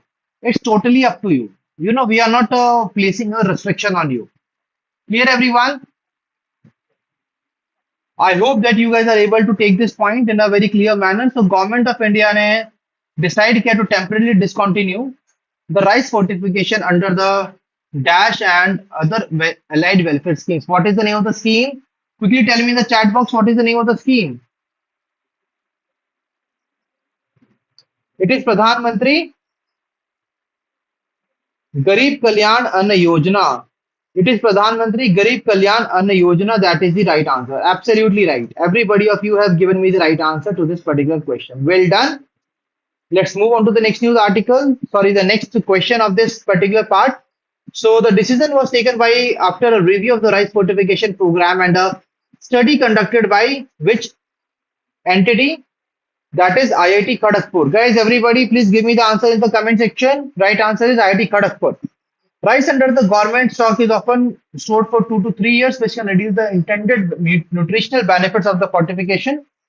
The temporary discontinuation will not affect food grain entitlements and operations under the dash, under the Pradhan Mantri Garib Kalyan Anna Yojana, ICDS, and the midday meal scheme. As a transitional measure, states or the union territories have been allowed to supply either fortified or non-fortified rice for KMS 2526. Clear, everyone? We are able to answer all these questions from examination point of view. Well done to all the people who have given me the right answer. Well done, Pratyush, for your effort. Let's move on to the next news article now. So the next news article is Nationwide Cervical Cancer HPV Vaccination Campaign launched. My dear friends, this campaign was launched at Ajmer, Rajasthan to prevent cervical cancer among women. My dear friends, there is a high risk of women of being impacted due to the cervical cancer. So what we are doing is we are launching a nationwide human papilloma virus vaccination program. So this vaccination, it is going to impact them. See, my dear friends, cervical cancer is being caused by human papilloma virus and the only cancer preventable by a vaccine if administered timely. So what happens is that by giving the vaccination to the women, what will happen? We are basically, protecting them from this cancer, right? And this cancer is preventable if the vaccine has been administered on a timely basis. Clear? तो ये एक preventable cancer है and we can protect our women from this cancer. That's why we have came up with this particular initiative of the nationwide human papilloma virus vaccination program. The program will provide free HPV vaccination to around 1.15 crore girls and aged 14 years across all states and union territories. पूरे देश की जो girls हैं जिनकी as 14 years है तो 1.15 crore girls को ये वैक्सीनेशन प्रोवाइड किया जाएगा. And the girls who turn 15 within 90 days of the launch are also eligible under an intensive 90-day vaccination campaign. तो जो गर्ल्स की एज 15 इयर्स हो गई है with in the 90 days of the launch, तो उनको 90 डेज वैक्सीनेशन कैंपेन के अंदर अंदर ही हम उनको ये वैक्सीनेशन प्रोवाइड करेंगे. The program uses Gardasil 4 which protects against HPV type 16 and 18 and type 6 and 11. So my dear friends, let me tell you कि ये जो HPV वैक्सीनेशन प्रोग्राम है और ये जो कैंसर होता है ये बेसिकली आपकी स्किन को इम्पैक्ट करता है, right? And that is why to save the women from this kind of diseases we are basically doing this. Okay, this vaccination program is really important and it is a novel initiative from the government. So vaccination will be provided only at a government health facilities with the cold chain points with monitoring of adverse events following the immunization. Beneficiaries can register through the UWIN digital platform. अब कहाँ से register कर सकते हैं? तो UWIN platform से कर सकते हैं. While vaccination stocks and logistics are monitored through EWIN. तो जो वैक्सीन के स्टॉक्स हैं, लॉजिस्टिक्स हैं, उनको मॉनिटर किया जाएगा EWIN प्लेटफॉर्म से. और जो बेनिफिशियरीज हैं, that means this girls can register themselves for this vaccination program under the UWIN digital platform. So with the launch, India joins more than 160 countries that have included HPV vaccination in their national immunization schedule. तो अपने national immunisation schedule के अंदर हमने इनको include कर लिया है. In India the cervical cancer is the second most common cancer among women with over 1.2 lakh new cases and nearly 80,000 deaths annually. So India के अंदर दोस्तों cervical cancer second most common cancer है among the women. And that is why we are taking the strict action against this cancer. And India accounts for 25% of the global cervical cancer deaths in the country. And one in every 5 women globally who suffers from cervical cancer is from India. So that is, the probability of the Indian women getting impacted due to this cancer. And that is why this vaccination program is very, very important. Clear, everyone? So National Cervical Cancer Vaccination HPV vaccination campaign was been launched in Ajmer, Rajasthan, and we are going to target 1.15 crores girls who are aged 14 years and the girls who turn 15 within 90 days of the campaign launch. They will be eligible for an intensive 90-day vaccination campaign. The program will use Gardasil 4 vaccine and the beneficiaries can register through the UWIN platform and the vaccine stocks and logistics are monitored through EWIN platform. With the launch, India joins with more than 160 countries that have included the HPV vaccination in their national immunization schedule. Clear, everyone? I hope that this is clear to all of you. And one in every woman globally who suffered from the cervical cancer is from India only. That's all. So now let's try to answer these questions. Nationwide cervical HPV vaccination campaign launched. कहाँ पर launch हुआ दोस्तों? In the Ajmer, Rajasthan, to prevent cervical cancer among women aged 14 years, right? So that is the right answer. Among the women, absolutely right. The program will be providing free HPV vaccination to around 1.15 crore girls aged 14 years across all states and union territories. The girls who turn 15 within 90 days of the launch are also eligible under an intensive 90-day vaccination campaign. The beneficiaries can register through the UWIN platform and the vaccine stocks and logistics are monitored through EWIN platform. With the launch, India is joining more than 160 countries that have included HPV vaccination in their national immunization schedules. In India, cervical cancer is the second most common cancer among women. That is the right answer. Okay, my dear future officers. So this Article is also done. Let's move on to the next article. So, my dear friends, this article we have done so many times now. The GDP estimates new series. So, we all know that the base year of the GDP has been changed from 2011-12 to 2022-23, right? तो base year revision क्यों किया जाता है ये सारी चीजें हम cover कर चुके हैं दोस्तों मैंने आपको बताया था कि 27 फरवरी को ये लॉन्च होगा ये सीरीज को लॉन्च किया जाएगा तो अभी हमने क्या किया हमने अपनी फिर से जीडीपी ग्रोथ फोरकास्ट को असेस किया कि क्या जीडीपी ग्रोथ फोरकास्ट होगा इंडिया का as per the new series तो यहाँ पर जो रिवाइज जीडीपी एस्टिमेट्स हैं ये आपको पढ़ना बहुत जरूरी है कि what are the revise GDP estimates as per the new base year of 2022-23 तो जो इंडिया का रियल जीडीपी ग्रोथ है it will be estimated at 7.6% which is higher than 7.1% recorded in the fiscal year 24-25. So 24-25 से 25-26 में we have seen that the real GDP growth was 7.6%. Nominal GDP was 8.6%. Clear everyone? And my dear friends, India compiles in the its GDP estimates in line with the 2008 system of national account. तो अभी हम 2008 का system of national accounts follow कर रहे हैं, which is the internationally accepted statistical framework. So guys, we have already covered these parts again and again that GDP के लिए जो नया base year है that is 2022-23. For the consumer price index it is 24 and for the IIP it is 22-23. Right? We have covered it many times. Now I want all of you to give me the answer in the comment section. So please quickly tell me that what is the old base year for the GDP series of India that was 2011-12. Now it has been changed to what 2022-23. As per the latest growth forecast for 25-26, what was the India GDP growth forecast? The real GDP growth it was 7.6%, higher than 7.1% in the 24-25. And the nominal GDP at the current prices is projected to grow by 8.6% in the fiscal year 25-26. Clear everyone? And India is still using which year system of national accounts for its GDP estimate? That is 2008. Absolutely right. Now let's try to answer these questions. So what is the new base year, my dear friends, for India? 22-23 for the GDP series. Absolutely right. Earlier it was 2011-12. Dash is the process of updating the base year, guys. What is the right answer? It is the rebasing. Rebasing is basically the concept. It is a process of updating the base year using the revised and improved data to reflect the current structure of the economy. Now, if I ask you that what is the revised GDP growth forecast for the country for fiscal year 25-26, what will be the right answer? It is 7.6%. Higher than 7.1% recorded in fiscal year 24-25. Then, my dear friends, comes the nominal GDP at the current prices, which is projected to grow by what percentage in fiscal year 25-26?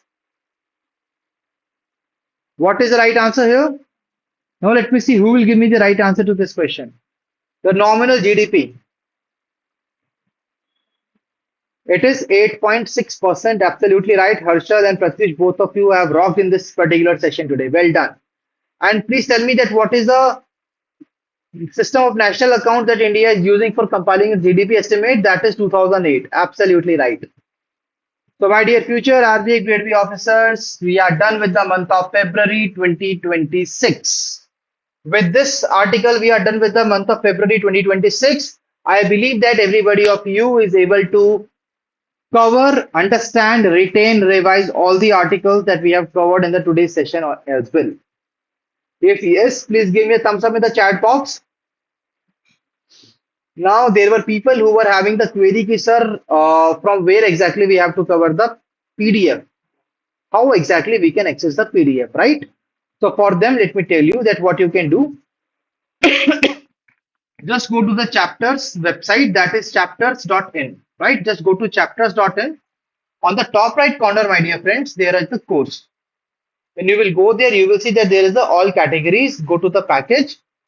Now from the package, you can see that open the package. You will go down to the scroll it down. We are having a, the current affair chapters of all the months here available. So the current affair chapter of the month of February is there. Click here in the arrow. And then you can see that we have already provided you all the PDFs here only, right? So that's all, my dear friends. We are already done with the 1st to 28th of February. We have done the phase 1 and 2 articles of the 1st to 28th of February 2026. Clear? So from here, you can basically do that. Now, guys, let me tell you another important point. Now we are already having the app as well. If you want to download the app of the chapters, so you can download the app by clicking here. Clear? So by clicking on get in Google Play, guys, you will directly be taken to the app. Okay, you can download it from there if you are having this particular part. Okay, my dear friends, I hope this is clear. And if you are someone who has not subscribed to our YouTube channel, kindly subscribe to it and press the bell icon to receive all the latest updates of the courses and videos that we bring up for all of you. And if you want to get the latest updates of what we are providing, when we are providing, what are the new initiatives we are going to launch, and some little bit your free content as well. So, my dear friends, for that, let me tell you that you can join our Telegram channel. At the bottom of the website, we are having you are having three links. One is to access the application, mobile app. Then we are having for the YouTube channel also, as we are having this part. Clear? So the people who are new, guys, let me tell you that you can just go to the live. You can just go to the playlist. Basically, when you will go to the playlist, you can see that daily 8 a.m. live classes are there. NABARD Grade A series is there. Management is there running on. RB Grade B 26 current affairs complete coverage is there. So this is the series in which we are adding all the parts, and till now you can see that there are 27 classes that we have taken for the RB Grade B officer exam, and I hope that all of you have really liked those classes. So here we have covered from February, March, April is done. We are done with the month of May till the 1st to 18th of May 2026. Clear, everyone? Now there is an important update for all of you. As we told you that we will be coming up with a sectional mock test of the general awareness, right? We told you that we will be coming up with a sectional mock test of the general awareness. So today at 8 p.m. we will be launching that. And there is a very important point, my dear friends. Now it's your turn to control your first 25 minutes before the examination. How you are going to act on it. This is really a very good opportunity. We will be providing you around 10 tests. That means 800 MCQs in that mock test, right? And the first mock test will be live at 8 p.m. today. And Pratish is having the query, ki, sir, sectional test would be included in the current affairs package or not? It will be included in the current affairs package also. Don't worry, Pratyush. It will be the part of the current affairs package also. It will be part of the current affairs test series also. And if there is someone who is not part of the current affair package or the test series, let me tell you guys, we will be having a something for you also. So don't worry about it. Clear? Now Harshal is having the question कि sir कल क्या होगा? New timetable. So Harshal, सबसे पहले, see, we are done with the February, March, April, and the 15, and I would say 18 days of May.